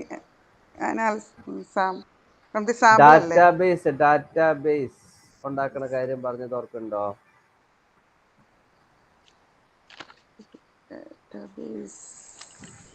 ഞാൻ പറഞ്ഞുതരാം, ഒന്നും കൂടെ പറഞ്ഞുതരാം. അതായത് നമ്മുടെ പേര്, നമ്മുടെ റിസർച്ച് ടോപ്പിക്കിന്റെ അല്ലെങ്കിൽ റിസർച്ചെന്നോ അല്ലെങ്കിൽ റിസർച്ചിന്റെ ടൈറ്റിലോ ഇട്ടിട്ട് ഒരു ഫോൾഡർ ഉണ്ടാക്കുക. ആ ഫോൾഡറിനകത്ത് ഇൻട്രൊഡക്ഷൻ, ആദ്യം റിസർച്ച് പ്രപ്പോസൽ, ഇൻട്രൊഡക്ഷൻ, ദെൻ നമ്മുടെ റിസർച്ച് ഡെസർട്ടേഷൻ നിങ്ങളുടെ ഇഗ്നോന്റെ എങ്ങനെയാണോ വരുന്നത് ആ ഇതനുസരിച്ചിട്ട് ചാപ്റ്റർ 1, 2, 3, 4, 5 അതിടുക. പിന്നെ ഡൗൺലോഡ്സ് എന്ന് പറഞ്ഞിട്ട് ഒരു ഫോൾഡർ ഉണ്ടാക്കുക. നമ്മൾ റിസർച്ചിന് വേണ്ടിയിട്ട് ഡൗൺലോഡ് ചെയ്തിട്ടുള്ള PDF ആണെങ്കിൽ ആ PDF നേരെ ആ ഡൗൺലോഡ്സിലേക്ക് എടുത്തിടുക. പിന്നെ ടൂൾസ് എന്ന് പറഞ്ഞ ഫോൾഡർ ഉണ്ടാക്കുക. ആ ടൂൾസിനകത്തേക്ക് വേണ്ട നമ്മുടെ ടൂളിൻ്റെതായിട്ടുള്ള എല്ലാ സാധനങ്ങളും ഉൾപ്പെടുത്താൻ വേണ്ടിയിട്ട്. അപ്പം അങ്ങനെ ഒരു ഡാറ്റാബേസ് ഉണ്ടാക്കണം എന്ന് ഞാൻ പറഞ്ഞിരുന്നു. അപ്പം നമ്മളിപ്പോൾ web based review of related literature നടത്താൻ പോകുമ്പോൾ ചെയ്യേണ്ട കാര്യം എന്താണെന്ന് വെച്ച് കഴിഞ്ഞാൽ, നമ്മൾ ഡൗൺലോഡ് ചെയ്യുന്ന സാധനങ്ങളൊക്കെ എവിടേക്ക് വരണം? ആവശ്യമുള്ളത് ആവശ്യമില്ലാത്തതുണ്ടാകും. ആവശ്യമുള്ള സാധനങ്ങളൊക്കെ എവിടെ ഡൗൺലോഡ് ചെയ്തിടുക? ഈ ഡൗൺലോഡ്സ് എന്ന് പറയുന്ന സാധനത്തിനകത്ത് ഇടുക. ഓക്കെ, അപ്പോൾ ഈ ഡാറ്റാബേസ് നിർബന്ധമാണ്. ഇനിയിപ്പോൾ നമ്മൾ റിവ്യൂ ഓഫ് റിലേറ്റഡ് ലിറ്ററേച്ചർ ആണെങ്കിൽ അത് കോപ്പി പേസ്റ്റ് ചെയ്യുന്നതൊക്കെ വേർഡിൻ്റെ അകത്തേക്ക് കോപ്പി പേസ്റ്റ് ചെയ്തിട്ട് എവിടെ ഇടുക? നമ്മുടെ RRLന്റെ ഫോൾഡറിനകത്തുള്ള വേർഡിനകത്ത്. അപ്പോൾ ഇതൊന്ന് പ്രത്യേകം ശ്രദ്ധിക്കുക. Database is very important if you are doing everything using the digital technology. Okay, പിന്നെ സെർച്ച് എഞ്ചിനിനകത്ത് കീവേഡ്സ് ഉപയോഗിക്കുന്ന കാര്യത്തിൽ നമ്മൾ ശ്രദ്ധിക്കുക. കീവേഡ്സ് ആയിട്ട് ഉപയോഗിക്കുക. കാരണം സെർച്ച് എഞ്ചിനകത്ത് പലപ്പോഴും പലരും ചെയ്യാറുള്ള കാര്യം നമ്മൾ സെർച്ച് ചെയ്ത് കഴിഞ്ഞാൽ കിട്ടൂല. അപ്പോൾ പറയും ഈ ഇന്റർനെറ്റിലൊന്നും ഈ സാധനം ഇല്ല കേട്ടോ എന്ന് പറയും. അങ്ങനെയല്ല, നമ്മൾ സെർച്ച് ചെയ്ത് കഴിഞ്ഞിട്ടുണ്ടെങ്കിൽ റിസർച്ച് ആർട്ടിക്കിൾ അല്ലെങ്കിൽ researches on dash and dash എന്ന് പറഞ്ഞിട്ട് നമ്മുടെ സ്റ്റേറ്റ്മെന്റ് നോക്കും. അപ്പൊ നമുക്ക് ആദ്യം ഗൂഗിൾ സ്കോളറിന്റെ അതിനകത്തിന്റെ ആർട്ടിക്കിൾസ് ആദ്യം കാണിക്കും. അതിലാദ്യം പോയി നോക്കുക. അപ്പൊ അതിനകത്ത് പല ഓൺലൈൻ ജേർണൽസിൽ പബ്ലിഷ് ചെയ്തിട്ടുള്ളതിന്റെ ലിങ്കുകൾ ആ വെബ് പേജുകളാണ്. ആ വെബ് പേജുകൾ വരുന്ന സമയത്ത് അതിനകത്ത് ചിലത് നമുക്ക് ഫുൾ ടെക്സ്റ്റ് തരും, ചിലത് അബ്സ്ട്രാക്റ്റ് മാത്രമേ വരും. ഇപ്പൊ റിവ്യൂ ഓഫ് റിലേറ്റഡ് ലിറ്ററേച്ചറിന് നിങ്ങൾക്ക് ആ അബ്സ്ട്രാക്റ്റ് മതിയാവും ധാരാളം. അപ്പൊ ആ അബ്സ്ട്രാക്റ്റ് എടുക്കുക, അത് എഡിറ്റ് ചെയ്യണ എങ്ങനെയാന്ന് ഞാൻ പറഞ്ഞുതരാം. ആ അബ്സ്ട്രാക്റ്റ് കോപ്പി പേസ്റ്റ് ചെയ്യുക. ഒപ്പം തന്നെ അതിന്റെ സൈറ്റേഷൻ എന്ന് പറഞ്ഞൊരു ബട്ടൺ അതിനകത്ത് ഉണ്ടാവും. അത് ക്ലിക്ക് ചെയ്ത് കഴിഞ്ഞാൽ സൈറ്റേഷൻ അതിനകത്ത് വരും. അതും കോപ്പി പേസ്റ്റ് ചെയ്തിട്ട്. ഓക്കെ, ഇനി അതല്ല നമുക്ക് ടെക്സ്റ്റ് മുഴുവൻ കിട്ടുന്നുണ്ടെങ്കിൽ ചിലപ്പോൾ എന്ത് വേണ്ടി വരും എന്ന് വെച്ച് കഴിഞ്ഞിട്ടുണ്ടെങ്കിൽ നമ്മൾ അതിനകത്ത് ലോഗിൻ ചെയ്യേണ്ടി വരും. ലോഗിൻ ചെയ്യണമെന്നുണ്ടെങ്കിൽ നമ്മുടെ ഇമെയിൽ ഐ ഡിയും മറ്റൊക്കെ കൊടുത്ത് ഡീറ്റെയിൽസ് അവരാവശ്യപ്പെടുന്ന ഡീറ്റെയിൽസ് ഒക്കെ കൊടുത്ത് യൂസർ നെയിമും പാസ്വേഡൊക്കെ ക്രിയേറ്റ് ചെയ്ത് രജിസ്റ്റർ ചെയ്യുക. രജിസ്റ്റർ ചെയ്തതിന് ശേഷം നമ്മൾ ലോഗിൻ ചെയ്യുക. ലോഗിൻ ചെയ്താൽ മാത്രമേ ഇത് കിട്ടൂ. ഇനി ചിലത് പറയും അതൊന്നും പറ്റൂല, ഇത് കാശുള്ള സംഭവമാണ്. ചിലപ്പോൾ നിങ്ങൾ ഇൻസ്റ്റിറ്റ്യൂഷൻ റെക്കഗ്നൈസ്ഡ് ഇൻസ്റ്റിറ്റ്യൂഷൻ ആണെന്നുണ്ടെങ്കിൽ ഞങ്ങൾ തരാമെന്ന് പറയും. അപ്പം നിങ്ങളുടെ ഇഗ്നോയിൽ ബന്ധപ്പെടുക. ഇഗ്നോയിൽ ബന്ധപ്പെട്ട് കഴിഞ്ഞിട്ടുണ്ടെങ്കിൽ ഇഗ്നോൻ്റെ ഡീറ്റെയിൽസ് കൊടുത്തു കഴിഞ്ഞാൽ നിങ്ങൾക്ക് ചിലപ്പം ആ ആർട്ടിക്കിൾ അല്ലെങ്കിൽ ആ ബുക്ക് അല്ലെങ്കിൽ ആ ജേർണൽ ആക്സസ് ചെയ്യാം. ഓക്കെ, അപ്പം ഈ രീതിയിൽ ചെയ്യാം. ഇനി ചിലപ്പം ആക്സസ് ഡിലേ ചെയ്യുന്ന ചിലതിൽ നമുക്ക് എന്ത് ചെയ്യേണ്ടി വരും, ഞാൻ മുമ്പ് പറഞ്ഞു എന്നാണ് എൻ്റെ ഒരു ഓർമ്മ. കോപ്പി പേസ്റ്റ് ചെയ്യാൻ പറ്റില്ല. അപ്പം നമ്മളത് ഇത് ഡൗൺലോഡ് ചെയ്യുക. ഡൗൺലോഡ് ചെയ്തിട്ട് അതിനെ ഇമേജ് അല്ല എങ്കിൽ, ഇമേജ് ആണോ എന്ന് പരിശോധിക്കുക. ഇമേജ് ആയി വന്നു കഴിഞ്ഞാൽ പ്രശ്നമാണ്. അല്ല എങ്കിൽ ആ ടെക്സ്റ്റിനെ നമ്മൾ PDF ആയിട്ട് കൺവേർട്ട് ചെയ്യുക. PDF ആയിട്ട് കൺവേർട്ട് ചെയ്തതിന് ശേഷം ഐ ലവ് PDF അല്ലെങ്കിൽ സ്മോൾ PDF എന്നൊക്കെ പറഞ്ഞിട്ട് ഒരുപാട് ടൂൾസ് ഉണ്ട്, വെബ്സൈറ്റ്സ് ഉണ്ട്. അവിടെ പോയിട്ട് നമ്മുടെ ഈ ആവശ്യമുള്ള ആ പേജ് മാത്രം കൊടുത്തു കഴിഞ്ഞാൽ അത് വേർഡിലേക്ക് കൺവേർട്ട് ചെയ്തു. അപ്പോൾ വേർഡിലേക്ക് കൺവേർട്ട് ചെയ്ത് കഴിഞ്ഞാൽ ഈസി ആയിട്ട് നമുക്കത് കോപ്പി പേസ്റ്റ് ചെയ്യും. അപ്പോൾ ഈ വക സാമഗ്രികളൊക്കെ അവിടെ ഉണ്ട്. ഓക്കെ, ദെൻ അപ്പോൾ ഈ രീതിയിൽ സെർച്ച് എൻജിൻസ് ഉപയോഗിക്കാം. പിന്നെ ആവുന്നതും നമ്മുടെ ഈ ടെക്സ്റ്റുകൾ എടുത്തിട്ടുള്ളത് അതിൽ ഒരുപാട് കാര്യങ്ങളുണ്ടാവും. അപ്പോൾ അതിൻ്റെ സമ്മറി മാത്രമേ ഉള്ളൂ. അപ്പോൾ നമുക്ക് ആര് നമ്മളെ ഹെൽപ്പ് ചെയ്യും? നമ്മുടെ ചാറ്റ് GPT ഹെൽപ്പ് ചെയ്യും. ഇപ്പം ഇവിടെ എന്ത് ചെയ്യണമെന്ന് വെച്ച് കഴിഞ്ഞാൽ, ഇപ്പോൾ ഒരു സ്റ്റഡിയുടെ കുറേ സാധനങ്ങൾ നമുക്ക് കിട്ടിയിട്ടുണ്ട്. പക്ഷെ അതിൻ്റെ വളരെ സംക്ഷിപ്തമായ കാര്യങ്ങൾ മാത്രമേ റിവ്യൂ ഓഫ് റിലേറ്റഡ് ലിറ്ററേച്ചറിന് ആവശ്യമുള്ളൂ. അപ്പോൾ നമുക്ക് എന്ത് ചെയ്യുക, അത് കംപ്ലീറ്റ് കോപ്പി പേസ്റ്റ് ചെയ്തിട്ട് മറ്റേ ആദ്യം ഇൻസ്ട്രക്ഷൻ കൊടുക്കുക ചാറ്റ് GPT, സമ്മറൈസ് ദിസ് എന്ന് പറഞ്ഞിട്ട് ഹൈഫൺ ഇടുക. എന്നിട്ട് അത് അവിടെ പേസ്റ്റ് ചെയ്ത് കൊടുക്കുക. അപ്പോൾ നമ്മുടെ ചാറ്റ് GPT-കാരൻ അത് സമ്മറൈസ് ചെയ്യുന്ന എത്ര വേർഡിലേക്കാണെന്ന് പറഞ്ഞു കൊടുക്കണം. നിങ്ങൾക്ക് 50 വേർഡ് വേണോ, 100 വേർഡ് വേണോ, 25 വേർഡ് വേണോ എന്നുള്ളത് പറഞ്ഞു കൊടുക്കാം. ആ പറഞ്ഞു കൊടുത്തു കഴിഞ്ഞാൽ അപ്പോൾ സമ്മറൈസ് ഇൻടു 50 വേർഡ്സ് ഹൈഫൺ കൊടുക്കുക. ഇത് അവിടെ പേസ്റ്റ് ചെയ്ത് കൊടുക്കുക. ആ പേസ്റ്റ് ചെയ്ത് കൊടുത്തു കഴിഞ്ഞിട്ടുണ്ടെങ്കിൽ അത് സമ്മറൈസ് ചെയ്തിട്ട് വരും. അപ്പോൾ ഇപ്പോൾ വഴിയാണ്. ഇനി വേറൊരു കാര്യം ശ്രദ്ധിക്കേണ്ടത് എന്താ വെച്ച് കഴിഞ്ഞാൽ, ആവുന്നതും നമ്മുടെ സംഗതിയാക്കിയിട്ട് മാറ്റുക. നമ്മുടെ സംഗതിയാക്കി മാറ്റാനുള്ള എളുപ്പവഴി എന്താണെന്ന് വെച്ച് കഴിഞ്ഞിട്ടുണ്ടെങ്കിൽ, ഈ ടെക്സ്റ്റ് ഡൗൺലോഡ് ചെയ്ത ടെക്സ്റ്റ് ഇല്ലേ, ആ ഡൗൺലോഡ് ചെയ്ത ടെക്സ്റ്റ് കോപ്പി പേസ്റ്റ് ചെയ്ത് വെച്ചിട്ടുള്ളത് അതിന് വീണ്ടും എടുക്കുക.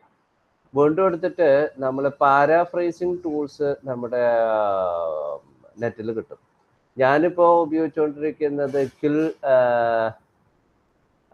എന്താണ് അതിൻ്റെ പേര് ഞാൻ പറഞ്ഞ കേട്ടോ, ക്വിൽ ബോട്ട് എന്ന് പറയുന്ന ഒരു സംഗതിയാണ് ഇപ്പം ഞാനത് ഉപയോഗിച്ചുകൊണ്ടിരിക്കുന്നത്. അപ്പം അതിനകത്ത് ഗ്രാമർ ചെക്കറും ഉണ്ട്, അതുപോലെ തന്നെ പാരാഫ്രൈസിങ്ങും ഉണ്ട്.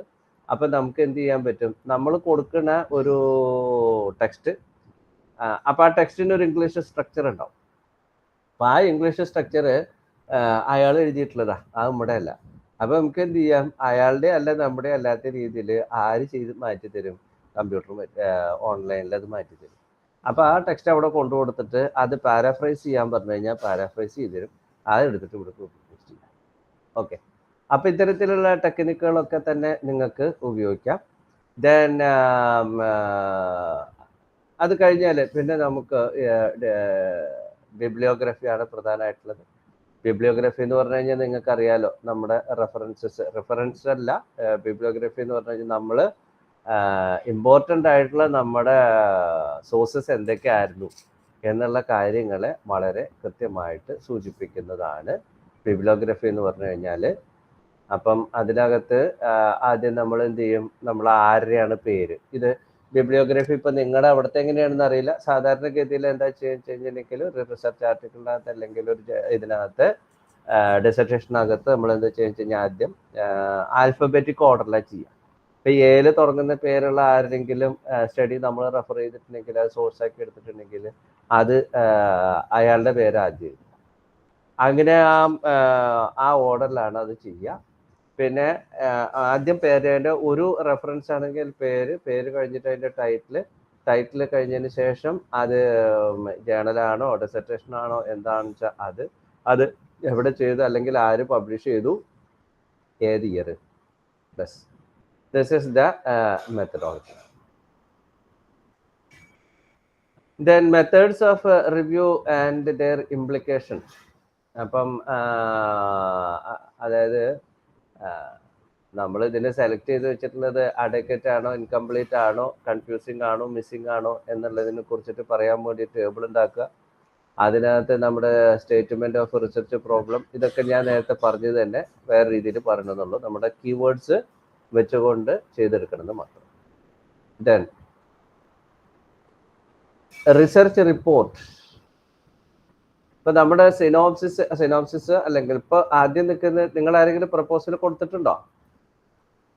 റിസർച്ച് പ്രപ്പോസൽ കൊടുത്ത ആരെങ്കിലും ഉണ്ടോ ഇതിനകത്ത്?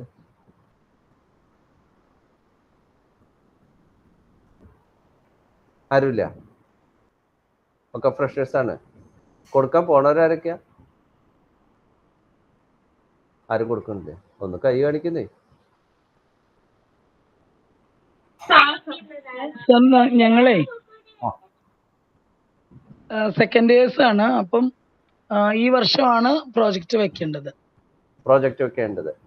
പ്രപ്പോസൽ തയ്യാറാക്കിയിട്ടില്ലല്ലോ?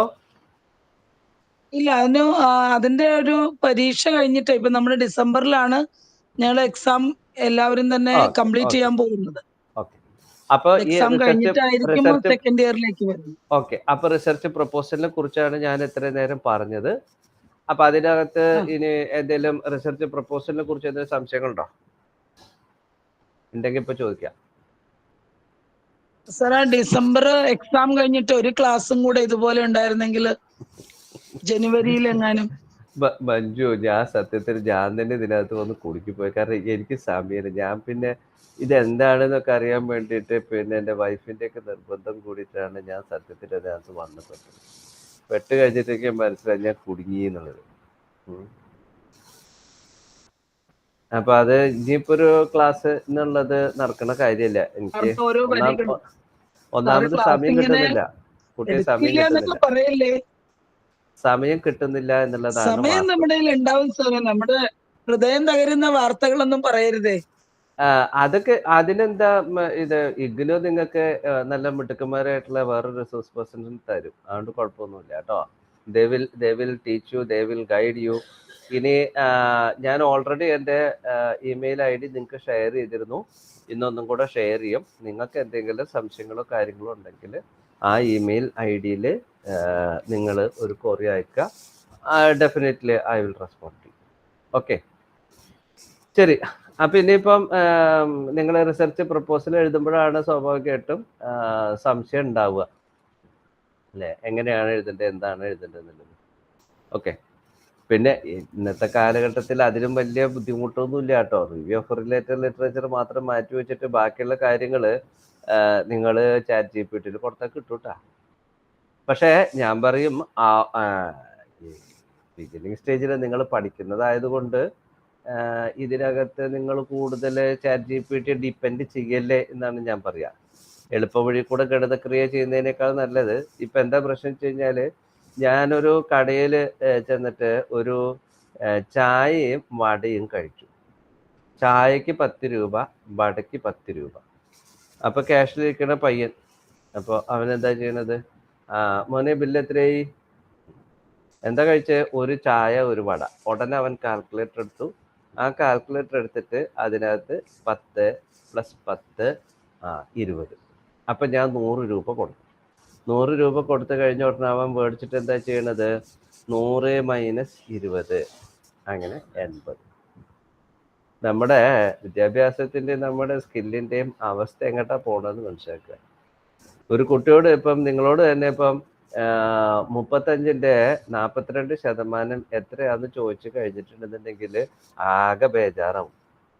ഞങ്ങളുടെ തലമുറയിൽ പെട്ടവരെയൊക്കെ സംബന്ധിച്ചിടത്തോളം, എന്നെയൊക്കെ സംബന്ധിച്ചിടത്തോളം വല്ലാതെ കുറച്ച് ഇതുള്ളതാണെങ്കിൽ പോലും ഒരു മാക്സിമം 1 മിനിറ്റ് അല്ലെങ്കിൽ 2 മിനിറ്റിൽ ഞങ്ങൾ ഉത്തരം പറയും. അതല്ല ഡിജിറ്റല് സമ്പൂർണ്ണമായിട്ട് നിൽക്കണമെന്നുണ്ടെങ്കിൽ വളരെ എളുപ്പത്തിൽ പറയാം. ഇപ്പം 40-ന്റെ 30% എത്രയാന്ന് വെച്ച് കഴിഞ്ഞിട്ടുണ്ടെങ്കിൽ 4 - 3 = 12%. വളരെ ഈസി ആയിട്ട് പറയും. അതേ സമയത്ത് ഇന്നത്തെ തലമുറയോട് ചോദിച്ചു കഴിഞ്ഞിട്ടുണ്ടെങ്കിൽ ആകെ ബേജാറാ. അപ്പൊ ഞാൻ പറഞ്ഞു വന്നത് നമ്മൾ ഈ എളുപ്പ വഴി കൂടെ ഗണിതക്രിയ പഠിച്ചിട്ടാണ് ഇപ്പൊ ആ അവസ്ഥയിലേക്ക് എത്തിയിരിക്കുന്നത്.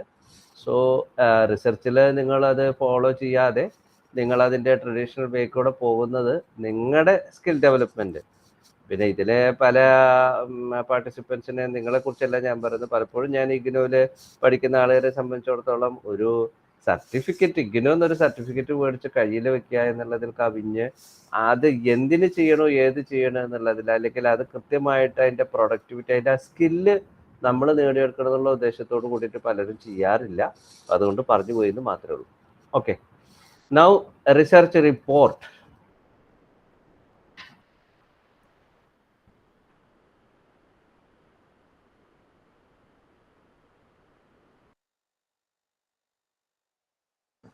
ഓക്കെ,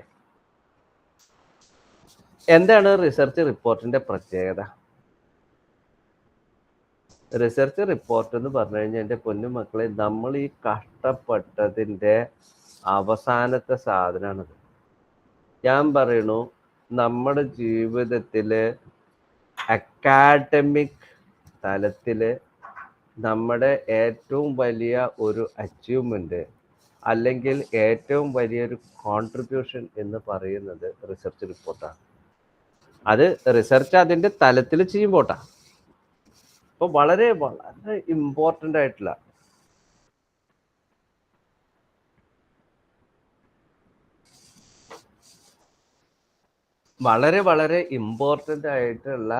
ഒരു ഉൽപ്പന്നമാണ് റിസർച്ച് റിപ്പോർട്ട് എന്ന് പറയുന്നത്. അതുകൊണ്ട് തന്നെയാണ് നമ്മൾ ഇതിനെ ഇത്ര ഭംഗിയായിട്ടൊക്കെ അലങ്കരിക്കുന്നത്. നിങ്ങൾ ബി എഡ് ചെയ്യുന്ന സമയത്ത് നിങ്ങൾ ചിലപ്പം എന്തെങ്കിലും ഒരു സാധനം ഉണ്ടാക്കാൻ പാടില്ലേ? ചിലപ്പോൾ ആർട്ടിഫാക്ട്സ് അല്ലെങ്കിൽ അങ്ങനെയുള്ള എന്തെങ്കിലും സാധനങ്ങളൊക്കെ ഉണ്ടാക്കാൻ വേണ്ടിയിട്ട് അത് റെക്കോർഡാക്കിയിട്ട്, ഇപ്പൊ റെക്കോർഡാക്കി ഉണ്ടാക്കുന്ന സമയത്ത് നിങ്ങൾ എന്ത് ചെയ്യും? നിങ്ങളതിന് ഭയങ്കരമായിട്ട് അലങ്കരിക്കും അല്ലേ? അത് തമിഴ്നാട്ടിലൊക്കെ പോകണം, അവിടുത്തെ പെൺകുട്ടികൾ കാണിക്കുന്നുണ്ട്, കണ്ടു തള്ളി. അപ്പം അത് വളരെ ഭംഗിയായിട്ട് വെക്കുക. എന്തിനാണ്? അതൊരു വലിയ പ്രോഡക്റ്റാണ്, നമ്മൾ ചെയ്തുണ്ടാക്കിയ ഒരു സാധനമാണ്. അപ്പൊ ഈ റിസർച്ച് റിപ്പോർട്ട് എന്ന് പറഞ്ഞു കഴിഞ്ഞാല് പക്ഷെ അങ്ങനെ ഒരുപാട് അലങ്കരിക്കാനൊന്നും പോകരുത്. അത് ഒരു അക്കാഡമിക് കോൺട്രിബ്യൂഷനാണ്. അപ്പൊ അതിൻ്റെതായിട്ടുള്ള ഡീസൻസി ഉണ്ടാവണം. അപ്പൊ അതേ രീതിയിൽ അത് ചെയ്യാൻ പാടുള്ളൂ. പക്ഷെ അത് വളരെ എന്താ പറയാ, നമ്മുടെ ലോകത്തിന് നാം കൊടുക്കുന്ന നമ്മുടെ ഏറ്റവും വലിയ ഒരു സംഭാവനയാണ്. അപ്പൊ ആ രീതിയിൽ വേണം അതിനെ കാണാൻ വേണ്ടിയിട്ട്. ഇപ്പൊ റിസർച്ച് റിപ്പോർട്ട് എന്ന് പറയുന്നത് ഒരു നിസ്സാര സാധനമല്ല. It's A very very very important, priceless and it is unique. Okay, ഇനി എന്താണ് റിസർച്ച് റിപ്പോർട്ട് എന്ന് പറഞ്ഞു കഴിഞ്ഞാൽ? റിസർച്ച് റിപ്പോർട്ട് എന്ന് പറഞ്ഞു കഴിഞ്ഞാൽ it is the sum up of the entire research activities you done and concluded with the findings which contribute something to the existing knowledge structure or for the development of the society. ഇതിനെയാണ് നമ്മൾ research report എന്ന് സാധാരണയായിട്ട് പറയുക. ഇപ്പോൾ research റിപ്പോർട്ടിനകത്ത് നമ്മൾ research പ്രോസസ്സിൽ നമുക്കറിയാം. നമ്മൾ റിസർച്ച് പ്രോസസ്സ് എങ്ങനെയാണെന്ന് പറഞ്ഞേ ഒന്നും കൂടെ. റിസർച്ച് പ്രോസസ് എന്ന് പറഞ്ഞേ.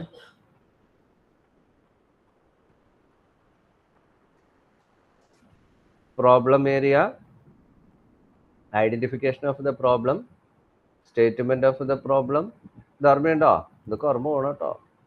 അപ്പൊ നമുക്കൊരു സ്റ്റേറ്റ്മെന്റ് ഓഫ് ദ പ്രോബ്ലം, ആ സ്റ്റേറ്റ്മെന്റ് ഓഫ് ദ പ്രോബ്ലത്തിന് നമുക്ക് ടൈറ്റിൽ എന്ന്. റിപ്പോർട്ട് എഴുതുമ്പോൾ റിസർച്ച് റിപ്പോർട്ടിന്റെ ടൈറ്റിലാണ് നമ്മുടെ പ്രോബ്ലം സ്റ്റേറ്റ്മെന്റ്. നൗ ഇനി ഈ ടൈറ്റിൽ എഴുതിയതിൻ്റെ ഒപ്പം തന്നെ നമുക്ക് വേണ്ടൊരു കാര്യം, അബ്സ്ട്രാക്ട്. നമ്മുടെ റിസർച്ച് റിപ്പോർട്ടിന്റെ ഒരു അബ്സ്ട്രാക്ട്, അതായത് വളരെ ചുരുങ്ങിയ വാക്കുകളിൽ എന്തായിരുന്നു എൻ്റെ സിഗ്നിഫിക്കൻസ്, എന്തായിരുന്നു ഒബ്ജക്റ്റീവ്സ്, എന്തായിരുന്നു, എങ്ങനെയാണ് സ്റ്റഡി നടത്തിയത്, എന്താണ് അതിൻ്റെ ഫൈൻഡിങ്സ്. അത് വളരെ ചുരുങ്ങിയ വേർഡിൽ നമ്മൾ ഒരു അബ്സ്ട്രാക്റ്റ് ആയിട്ട് കൊടുക്കണം. പക്ഷെ റിസർച്ച് അത് നമ്മുടെ ജേർണൽ ആർട്ടിക്കിളൊക്കെ ആണെന്നുണ്ടെങ്കിൽ 100 വാക്ക് അല്ലെങ്കിൽ 200 വാക്ക് എന്നൊക്കെ അവർ പറയും.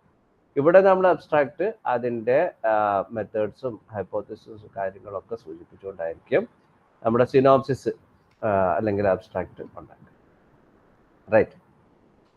ഇനി ടൈറ്റിൽ കഴിഞ്ഞാൽ നമ്മുടെ റിസർച്ച് റിപ്പോർട്ടിൽ രണ്ടാമത്തെ ചാപ്റ്റർ എന്ന് പറയുന്നത് ഇൻട്രൊഡക്ഷൻ. എങ്ങനെ എഴുതണം ഒരു ഇൻട്രൊഡക്ഷൻ? ഒരു ഇൻട്രൊഡക്ഷൻ എഴുതാന്ന് പറഞ്ഞാൽ സാധാരണഗതിയിൽ അവിടുന്ന് ഇവിടുന്നൊക്കെ വലിച്ചു വാരി കൂട്ടി എന്തെങ്കിലും എഴുതി വെക്കില്ല. അതായത് ഇപ്പോൾ ഒരു ഉദാഹരണത്തിന് നമ്മൾ പഠിക്കാൻ പോകുന്നത് അധ്യാപക സമൂഹത്തിൻ്റെ ഇടയിൽ പുതിയ ദേശീയ വിദ്യാഭ്യാസ നയത്തോടുള്ള ആഭിമുഖ്യം എന്ത്, ഇതാണ് നമ്മൾ പഠിക്കാൻ പോകുന്നത്. ദേശീയ വിദ്യാഭ്യാസ നയത്തോട് ഇന്നത്തെ അധ്യാപക സമൂഹത്തിനോടുള്ള മനോഭാവം. അപ്പൊ ഈ സ്റ്റഡി നടത്തുമ്പോൾ ദേശീയ വിദ്യാഭ്യാസ നയം എന്താണ്, അതിനു മുമ്പ് ദേശീയ വിദ്യാഭ്യാസ നയം വന്നോ, ആ വിദ്യാഭ്യാസ നയങ്ങളൊക്കെ എന്തിനൊക്കെയാണ് സൂചിപ്പിച്ചിരുന്നത്, അന്ന് അത് അധ്യാപകർ അത് അതിൻ്റെ തലത്തിൽ സ്വീകരിച്ചോ, അതോ കൺകറന്റ് ലിസ്റ്റിൽ ഉൾപ്പെടുത്തിയത് കൊണ്ട് അതിനെ വേറെ തലത്തിലേക്ക് മാറ്റിമറിച്ചുകൊണ്ടാണോ അത് സ്വീകരിച്ചത്, അതിന് എങ്ങനെയാണ് അധ്യാപക സമൂഹം നോക്കിക്കണ്ടത്?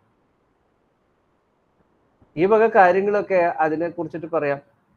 പിന്നെ പുതിയ ദേശീയ വിദ്യാഭ്യാസത്തിന്റെ റിലവൻസ് എന്താണ്, ഈ വക കാര്യങ്ങളായിരിക്കണം ആ ഇൻട്രൊഡക്ഷനകത്ത് പറഞ്ഞത്. അപ്പം ദേശീയ വിദ്യാഭ്യാസ നയം കൊണ്ടുവരാൻ പോകുന്ന ഇമ്പാക്റ്റ് പറയണം.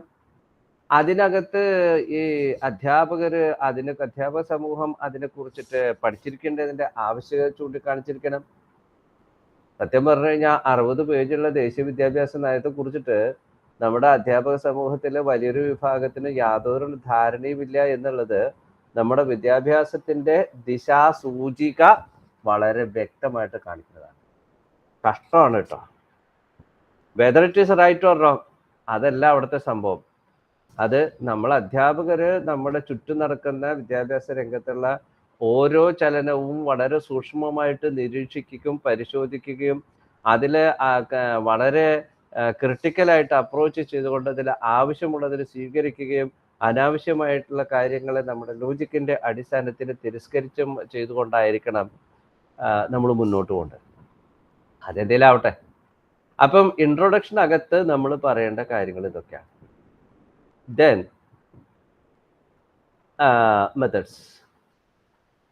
മെത്തേഡ്സിലേക്ക് പോകുന്ന സമയത്ത് നമുക്ക് എന്ത് പറഞ്ഞ ഈ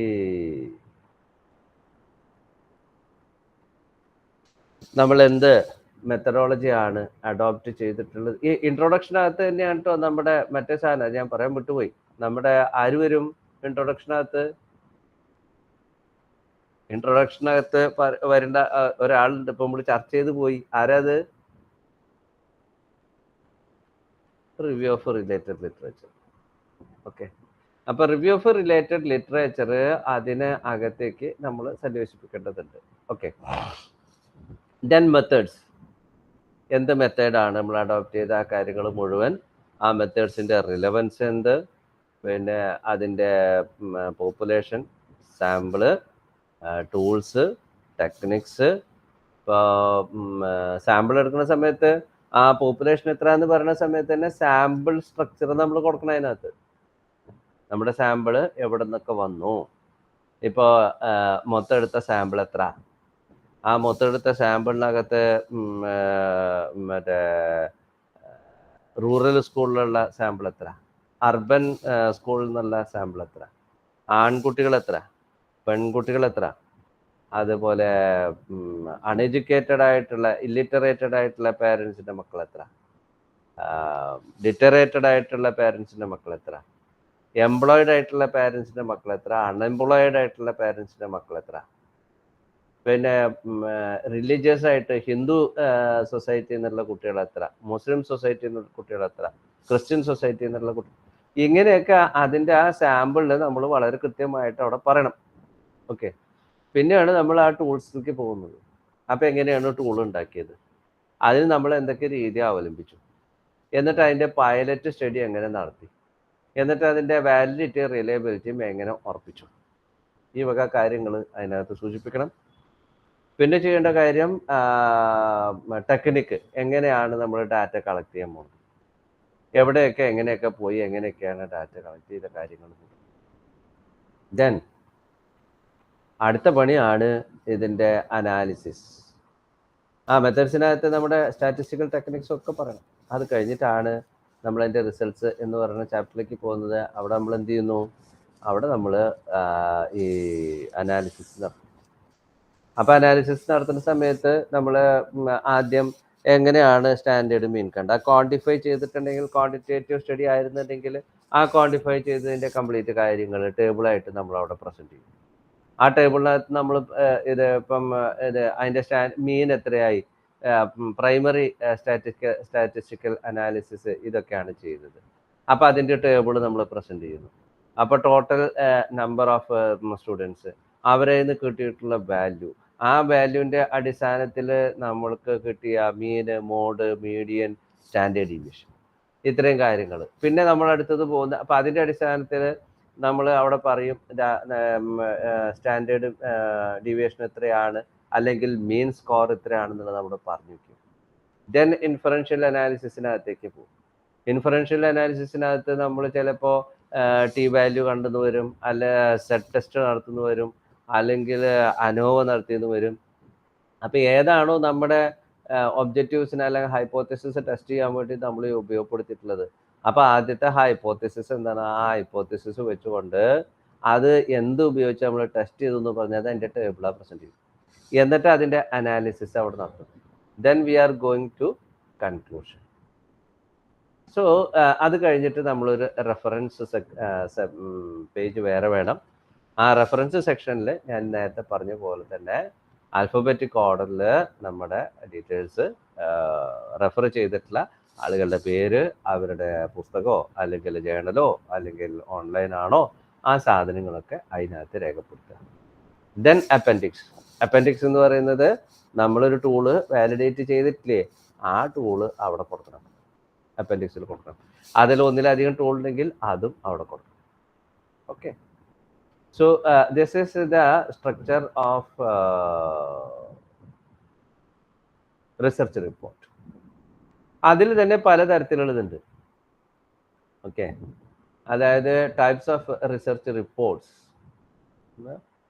ഡിസമിനേറ്റിംഗ് research findings for different audience. അതായത് ആ ടൈപ്പുകൾ നമ്മൾ ബേസ് ചെയ്യുന്നത് ഓഡിയൻസിനെ ബേസ് ചെയ്തു.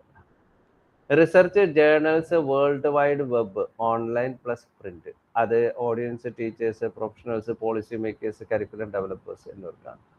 അപ്പം അത് പ്രത്യേകിച്ച് കൺക്ലൂഡ് ചെയ്യുന്ന സമയത്ത് നമ്മളത് കൃത്യമായിട്ട് പറഞ്ഞിട്ടോ, ഇതുകൊണ്ട് ആർക്കാണ് എന്താ പ്രയോജനം എന്നുള്ളത് പറയണം. റൈറ്റ്. അബ്സ്ട്രാക്ട്സ്, അതും ഈ പറഞ്ഞ ആളുകൾക്കൊക്കെ തന്നെയാണ്. Then full report dissertation, then project report, then research articles. എന്താണ് റിസർച്ച് ആർട്ടിക്കിൾ എന്ന് പറയുന്നത്? റിസർച്ച് ആർട്ടിക്കിൾ നിങ്ങൾ സ്വാഭാവികമായിട്ടും കണ്ടു കാണും. നമ്മുടെ ഓൺലൈനിലോ അല്ലെങ്കിൽ പ്രിന്റഡ് ജേർണൽസ് ഉണ്ട്, എഡ്യൂക്കേഷൻ ജേർണൽസ് ഉണ്ട്, അല്ലെങ്കിൽ സയൻറ്റിഫിക് ജേർണൽസ് ഉണ്ട്. ആ ജേർണൽസിൽ വരുന്ന 4 പേജോ 5 പേജോ അല്ലെങ്കിൽ ഒരു 2000 മുതൽ 10,000 വരെ വാക്കുകൾ വരുന്ന ഒരു ആർട്ടിക്കിളിനെയാണ് നമ്മൾ റിസർച്ച് ആർട്ടിക്കിൾ. ഓക്കെ. അപ്പം അത് വളരെ വളരെ ബ്രീഫായിരിക്കും, ഒരുപാട് ഡീറ്റെയിൽ. പിന്നെ തന്നെയല്ല, focus of our research will be limited. ഒരു വലിയ റിസർച്ച് നടത്തുമ്പോൾ, ഇപ്പോൾ ചുരുക്കി പറഞ്ഞു കഴിഞ്ഞാൽ നമ്മൾ പഠിക്കുന്ന ഒരു സ്റ്റഡിയുടെ, ഒരു ഉദാഹരണത്തിന് നമ്മൾ ഒരു സ്റ്റഡി നടത്തി, അതായത് ദേശീയ വിദ്യാഭ്യാസ നയത്തോടുള്ള അധ്യാപകരുടെ മനോഭാവത്തെക്കുറിച്ച് പറഞ്ഞു. ആ പഠനം നടത്തിയപ്പോൾ അതിൽ ഇംഗ്ലീഷ് അധ്യാപകരുടെ മാത്രം എടുക്കുക. ഇംഗ്ലീഷ് അധ്യാപകരുടെ മനോഭാവം എന്താണ്? അപ്പം എല്ലാ സബ്ജക്റ്റ് ടീച്ചേഴ്സിൻ്റെ നമ്മൾ നോക്കിയിട്ട്, അപ്പോൾ ഇംഗ്ലീഷ് അധ്യാപകർ, ആ ഇംഗ്ലീഷ് അധ്യാപകരെ മാത്രമാക്കിയിട്ട് നമുക്ക് എന്ത് ചെയ്യാം, നമുക്കൊരു ആർട്ടിക്കിൾ ഉണ്ടാക്കാം. ഓക്കെ. അപ്പൊ അതിനൊരു സ്ട്രക്ചർ ഉണ്ട്. അതിനകത്തൊരു ഇൻട്രൊഡക്ഷൻ എന്ന് പറഞ്ഞു കഴിഞ്ഞാൽ ഡെവലപ്മെന്റ് ഓഫ് ദ പ്രോബ്ലം, അതേപോലെ തന്നെ മറ്റുള്ളവരുടെ ഇൻവെസ്റ്റിഗേഷൻ എന്ന് പറഞ്ഞു കഴിഞ്ഞാൽ ഇവിടെ RRലൊന്നും വേണ്ട. നമ്മുടെ ഇൻട്രൊഡക്ഷന് താഴത്ത് തന്നെയാണ് ഈ RRൽ ഇന്റഗ്രേറ്റ് ചെയ്ത് പോകേണ്ടത്. പിന്നെ statement, purpose of the investigation, പിന്നെ എന്താണ് നമ്മുടെ മെത്തേഡ്, റിസൾട്ട്, ഡിസ്കഷൻ. ദെൻ ഇത്രയും കാര്യങ്ങൾ മാത്രമേ നമ്മുടെ ഒരു റിസർച്ച് ആർട്ടിക്കിളിനകത്തേക്ക് വേണ്ടതുള്ളൂ. ഓക്കെ. ദെൻ അതിൽ തന്നെ റിസർച്ച് ആർട്ടിക്കിളിനെ കുറിച്ച് നമ്മൾ പറഞ്ഞു. അതായത് റിസർച്ച് ആർട്ടിക്കിളിൽ എംപിരിക്കൽ സ്റ്റഡീസിനെ കുറിച്ചാണ് ഞാൻ പറഞ്ഞത്. എംപിരിക്കൽ സ്റ്റഡി എന്ന് പറയുമ്പോൾ അത് നമ്മൾ ആ ടെർമിനോളജി എനിക്ക് തോന്നുന്നു ഞാൻ പറയാൻ വിട്ടുപോയി തോന്നുന്നു അല്ലേ. What is empirical research? Empirical എന്ന് പറഞ്ഞു കഴിഞ്ഞാൽ നമ്മൾ കാണുന്ന, നേരിട്ട് അനുഭവിക്കുന്ന റിസർച്ചുകളെയാണ് എംപിരിക്കൽ റിസർച്ച് എന്ന് പറയുക. അതായത് observable, the research based on the observable facts and subjects is called empirical research എന്ന് പറയും. ഇപ്പൊ എംപിരിക്കൽ റിസർച്ചിൻ്റെയാണ് ഞാൻ പറഞ്ഞത്. ഇനി തിയററ്റിക്കൽ ആർട്ടിക്കിൾസ് ഉണ്ട്. തിയററ്റിക്കൽ ആർട്ടിക്കിൾസിനകത്ത് നമ്മൾ എന്ത് ചെയ്യുന്നു? തിയറീസിനാണ് പ്രാമുഖ്യം കൊടുക്കുക. അവിടെ നമ്മൾ നമ്മുടെ ടൈറ്റിലെ ഓരോ കീവേഡ്സിനും അനുസൃതമായിട്ട് ഓരോ സെഗ്മെന്റിനെ തിരിച്ചിട്ട് ആ സെഗ്മെന്റിലാണ് നമ്മുടെ തിയറീസ് ഉൾപ്പെടുത്തുന്നത്. ദെൻ അബ്സ്ട്രാക്റ്റിനെ കുറിച്ച് പറഞ്ഞു. നമ്മൾ എവിടെ നിന്നാണ് അബ്സ്ട്രാക്റ്റുകൾ നമുക്ക് കിട്ടിയിട്ടുള്ളത്? Psychological abstracts, education abstracts, sociology of education abstracts, dissertation abstracts മുതലായിട്ടുള്ള കാര്യം.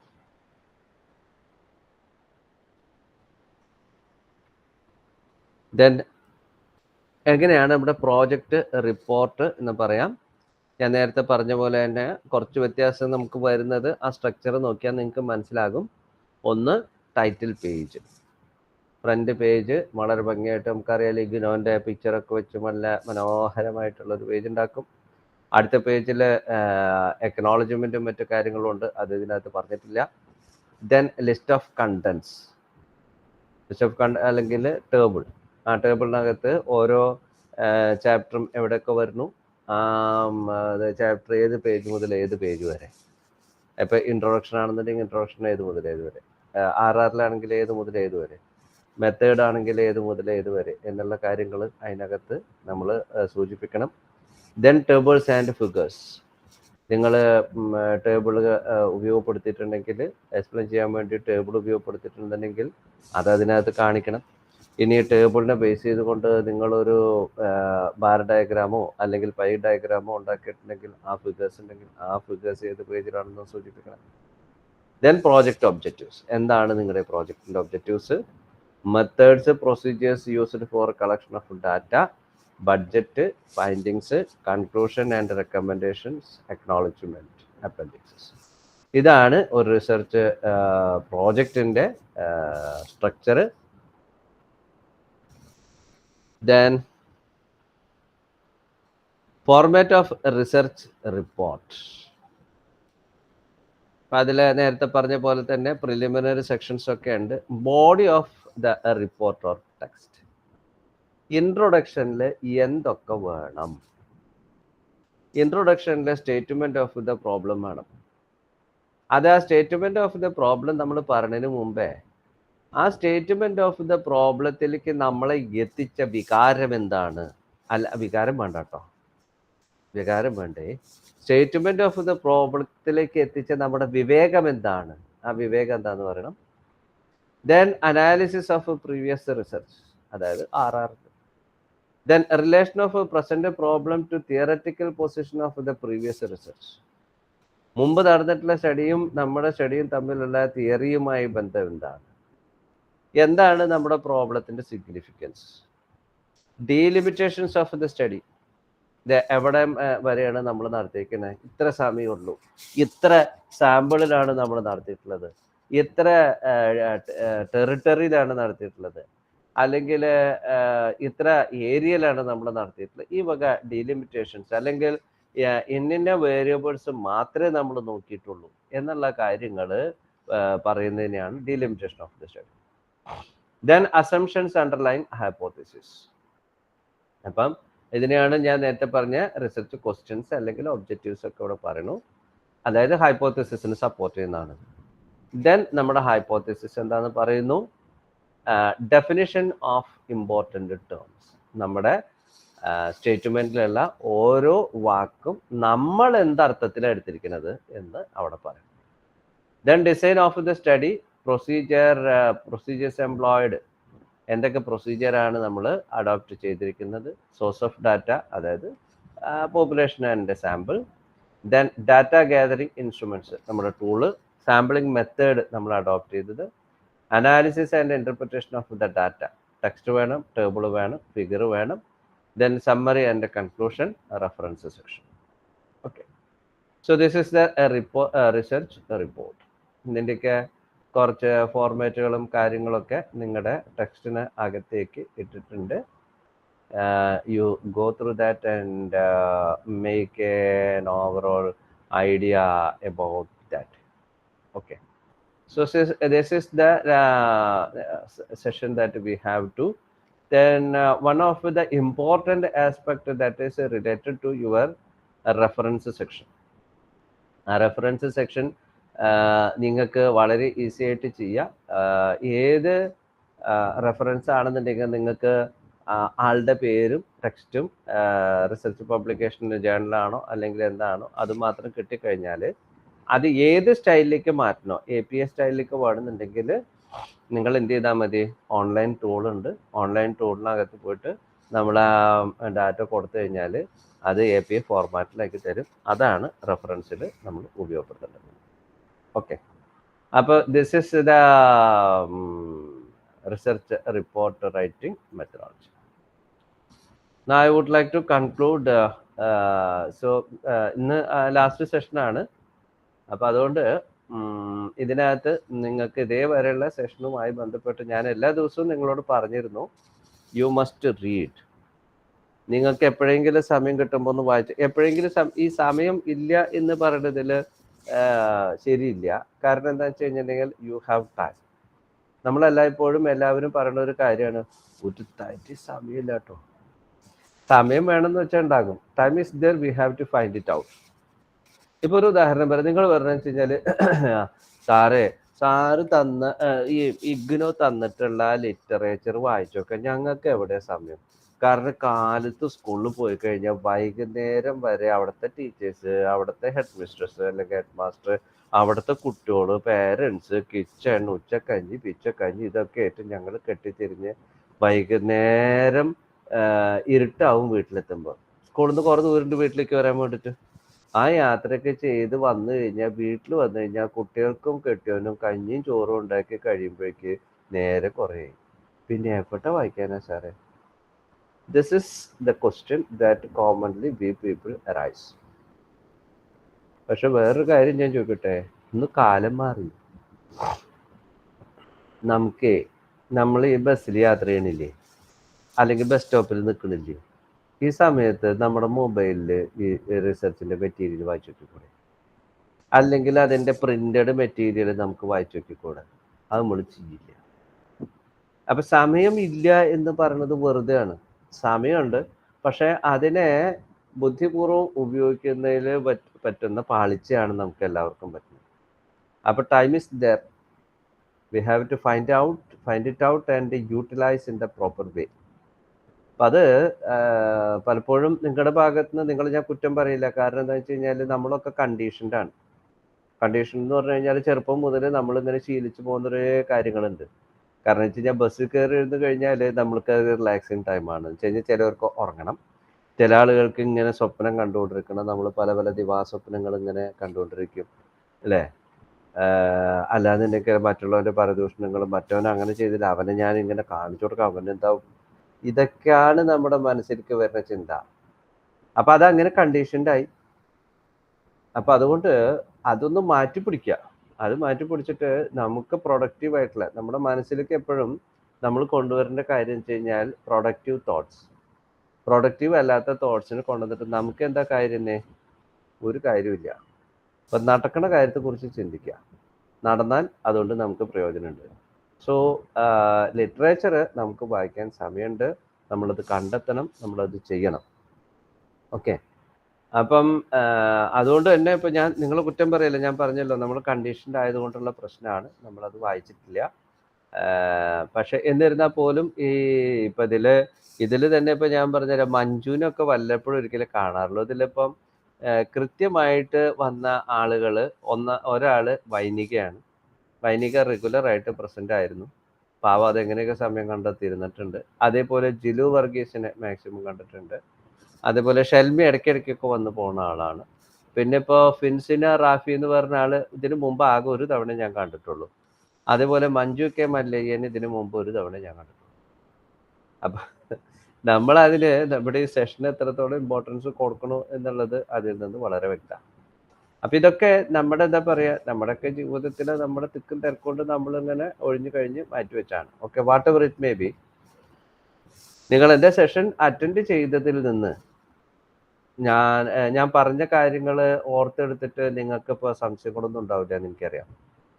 പകരം നിങ്ങളുടെ ഒരു റിസർച്ചിനെ കുറിച്ചിട്ടുള്ള ഒരു ചെറിയ പെർസ്പെക്റ്റീവ് നിങ്ങൾക്ക് ഉണ്ടാവും. ഇപ്പോൾ ആ റിസർച്ച് പെർസ്പെക്റ്റീവ് വെച്ചുകൊണ്ട് എന്തെങ്കിലും സംശയങ്ങളുണ്ടെങ്കിൽ അത് ചോദിക്കാനുള്ള ഒരു സമയമായിട്ട് ഇതിനെടുക്കാം. ഓൺ ദ മെയിൻ വൈൽ ഞാനൊന്നും കൂടെ എൻ്റെ ഇമെയിൽ ID നിങ്ങൾക്ക് തരാം. അതിനകത്ത് പോയാൽ അതിനകത്ത് നിങ്ങൾക്ക് ആവശ്യമുള്ള ക്വറീസ് അയച്ചു കഴിഞ്ഞാൽ ഐ വിൽ കൺസിഡർ. ഓക്കെ, ഇപ്പം എന്തെങ്കിലും സംശയങ്ങൾ ഉണ്ടെങ്കിൽ ചോദിക്കാം, ഇല്ലെങ്കിൽ കൺക്ലൂഡ് ചെയ്യാം.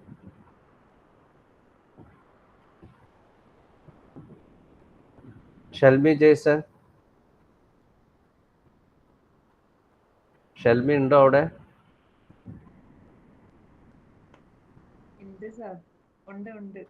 ആ, എനി ഡൗട്ട്സ്? അതെ, ഇനി നിങ്ങൾക്ക് ചിലപ്പോൾ ഒരു പേടി ഉണ്ടാവും, ഞാൻ ചോദിക്കുന്ന സംശയം വലിയ അബദ്ധമൊക്കെ ആണെന്നുണ്ടെങ്കിൽ നാണക്കേടാവുന്നു. ഒരു നാണക്കേടും വിചാരിക്കണ്ട കേട്ടോ. ഞാനൊക്കെ ആദ്യ കാലഘട്ടത്തിൽ റിസർച്ച് ആണെങ്കിലും മറ്റു കാര്യങ്ങളൊക്കെ എന്തോരം പൊട്ടത്തരങ്ങൾ വിളിച്ചു പറഞ്ഞിട്ടുണ്ടെന്നറിയോ. അപ്പം അതുകൊണ്ട് അങ്ങനെയുള്ള ഒരു തരം കോംപ്ലക്സും പ്രെജുഡിസും ഒന്നും വേണ്ട. You can ask anything. Okay, Shelmi, it is your turn to ask.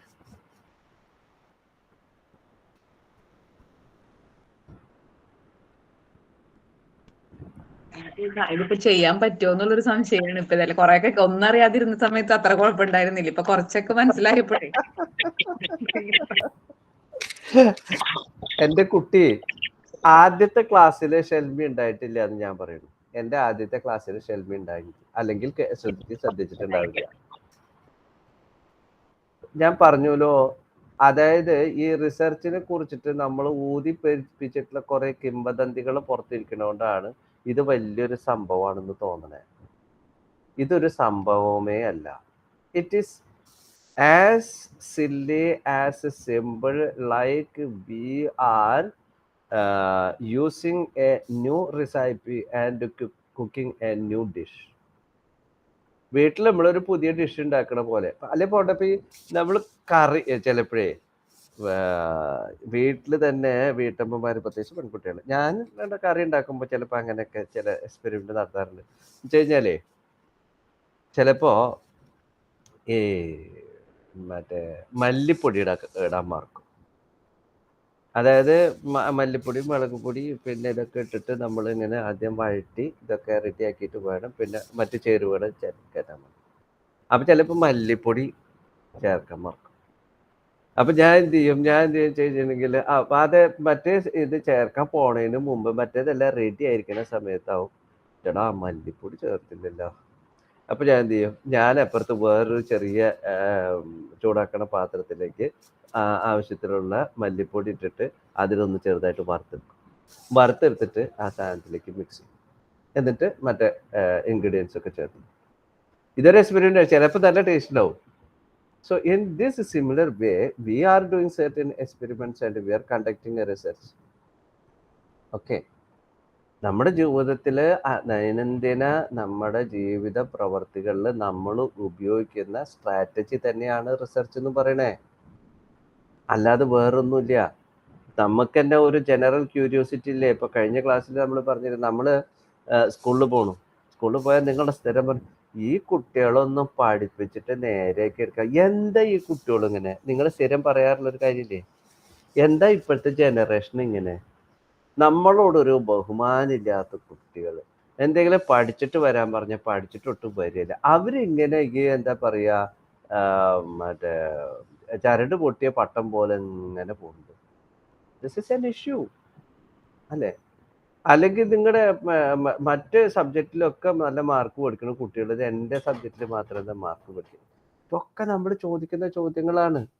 ഈ ചോദ്യങ്ങൾക്ക് ഉത്തരം കണ്ടെത്തുന്ന വളരെ സ്വാഭാവികമായിട്ടുള്ളൊരു പ്രക്രിയയാണ് റിസർച്ച് എന്ന് പറയുന്നത്. റിസർച്ചിന് ആ തരത്തിൽ കാണുക. നിങ്ങൾ അതിൻ്റെ അപ്പുറത്ത് അയ്യോ ഇത് ISRO മറ്റേ നമ്മുടെ ശുക്രനിലേക്ക് വിമാനം അല്ല റോക്കറ്റ് വിടുന്ന പോലെയാണെന്ന് ധരിച്ചാൽ it will be difficult for you. Okay, അപ്പൊ ഷെൽമി ഒന്നുകൊണ്ട് പേടിക്കണ്ട, you can go head. Okay sir. Right. മറ്റുള്ളവർക്ക് എന്തെങ്കിലും സംശയങ്ങളുണ്ടോ? ഇല്ലെങ്കിൽ ഓരോരുത്തരോരോരുത്തർ ഇപ്പൊ തന്നെ സ്റ്റാൻഡ് വിട്ടു തുടങ്ങിയിട്ട് shall we conclude? Jilu Varghese. സാറേ എന്തെങ്കിലും ഡൗട്ട് വരുമ്പോ മെയിൽ അയച്ചോളാം. ഓ ആയിക്കോട്ടെ. മഞ്ജു, മഞ്ജു സംശയങ്ങൾ വല്ലതുണ്ടോ? ആ പറഞ്ഞോ. നമ്മൾ ആ വർക്ക് ചെയ്ത് തുടങ്ങുമ്പോഴായിരിക്കും സംശയങ്ങൾ ഉണ്ടാവുന്നതെന്ന് തോന്നുന്നു എനിക്ക്. Okay, you are welcome. Exam ആണ് ഇപ്പം മുമ്പിൽ നിൽക്കുന്നത്. ആയിക്കോട്ടെ. At any time if you have ഡിസംബറിൽ എക്സാം എനി ഡൗട്ട്. കഴിഞ്ഞിട്ട് ജനുവരിയിൽ ഞങ്ങൾ ഡിസർട്ടേഷൻ സ്റ്റാർട്ട് ചെയ്യുന്നതാണ്. ഓക്കെ. പിന്നെ പരീക്ഷയ്ക്ക് നിങ്ങൾ ഈ ഇതിനകത്തുള്ള ഈ ലിറ്ററേച്ചർ ജസ്റ്റ് വായിച്ചു നോക്കിയാൽ മതി. That is simple. ഇനി സപ്പോസ് ഞാൻ ഒരു കാര്യം പറഞ്ഞുതരാം. നിങ്ങളുടെ ഇപ്പം ഈ റിസർച്ച് ഈ ലിറ്ററേച്ചർ നിങ്ങൾക്ക് ഡിജിറ്റലായിട്ട് കിട്ടിയിട്ടില്ലേ? ഉണ്ടല്ലോ. ഉണ്ട്. അപ്പൊ നിങ്ങൾക്ക് അത് വായിച്ചു നോക്കിയിട്ട് മനസ്സിലാവണില്ല. അപ്പൊ എന്ത് ചെയ്യാ? ഞാനൊരു തരികട പരിപാടി കാണിച്ചു തരാം കേട്ടോ. സ്ക്രീൻ ഷെയർ ചെയ്യാം.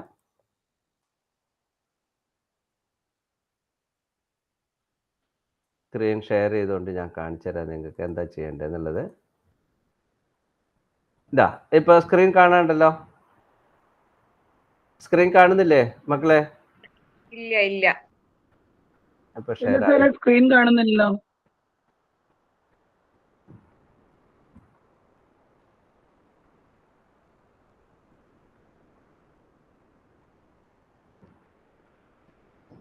ഇപ്പൊ കാണുന്നുണ്ടോ?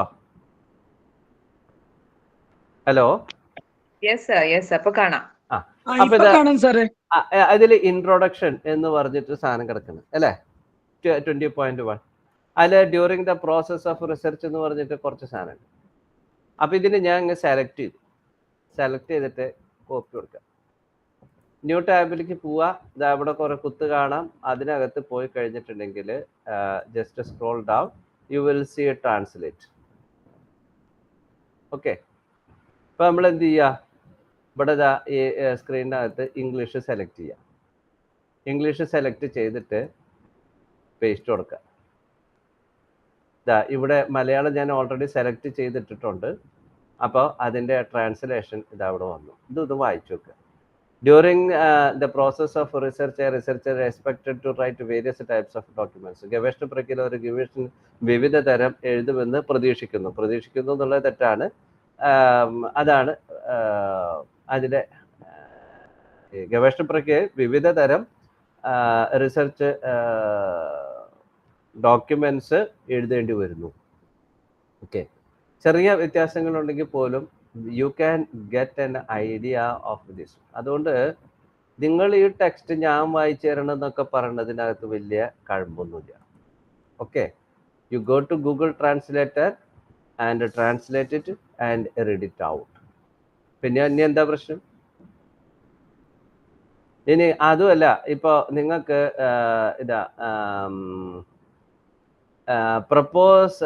Purpose of writing research proposal. അതും നിങ്ങൾക്ക് എന്ത് ചെയ്യാം, നിങ്ങൾക്ക് ഇതേപോലെ ഗൂഗിളിൽ സെർച്ച് ചെയ്ത് കഴിഞ്ഞാൽ ചിലപ്പോൾ പവർ പോയിന്റോ അതല്ലാതിരിക്കൽ we shall do one thing, ഒന്നും കൂടെ ഷെയർ ചെയ്യാൻ ഞാൻ.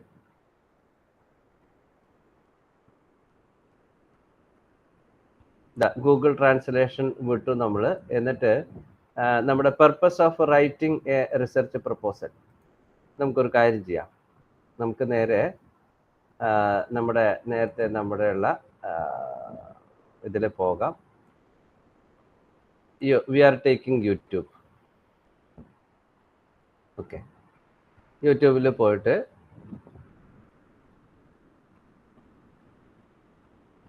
അതിൻ്റെ സെർച്ച് എഞ്ചിൻ സെർച്ച് ബട്ടണിൽ പോയി, സെർച്ച് ബാറിൽ പോയി, we will paste it, then search.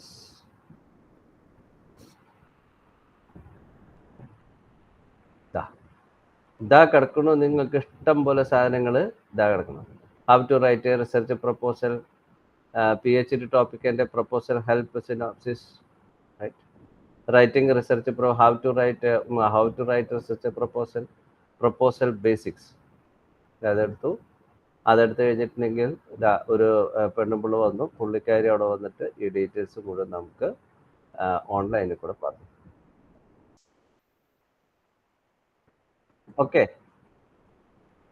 So നമ്മളെ സംബന്ധിച്ചിടത്തോളം ഇന്ന് ഈ ഡിജിറ്റൽ ടെക്നോളജിയുടെ പീരീഡിൽ it is nothing to learn.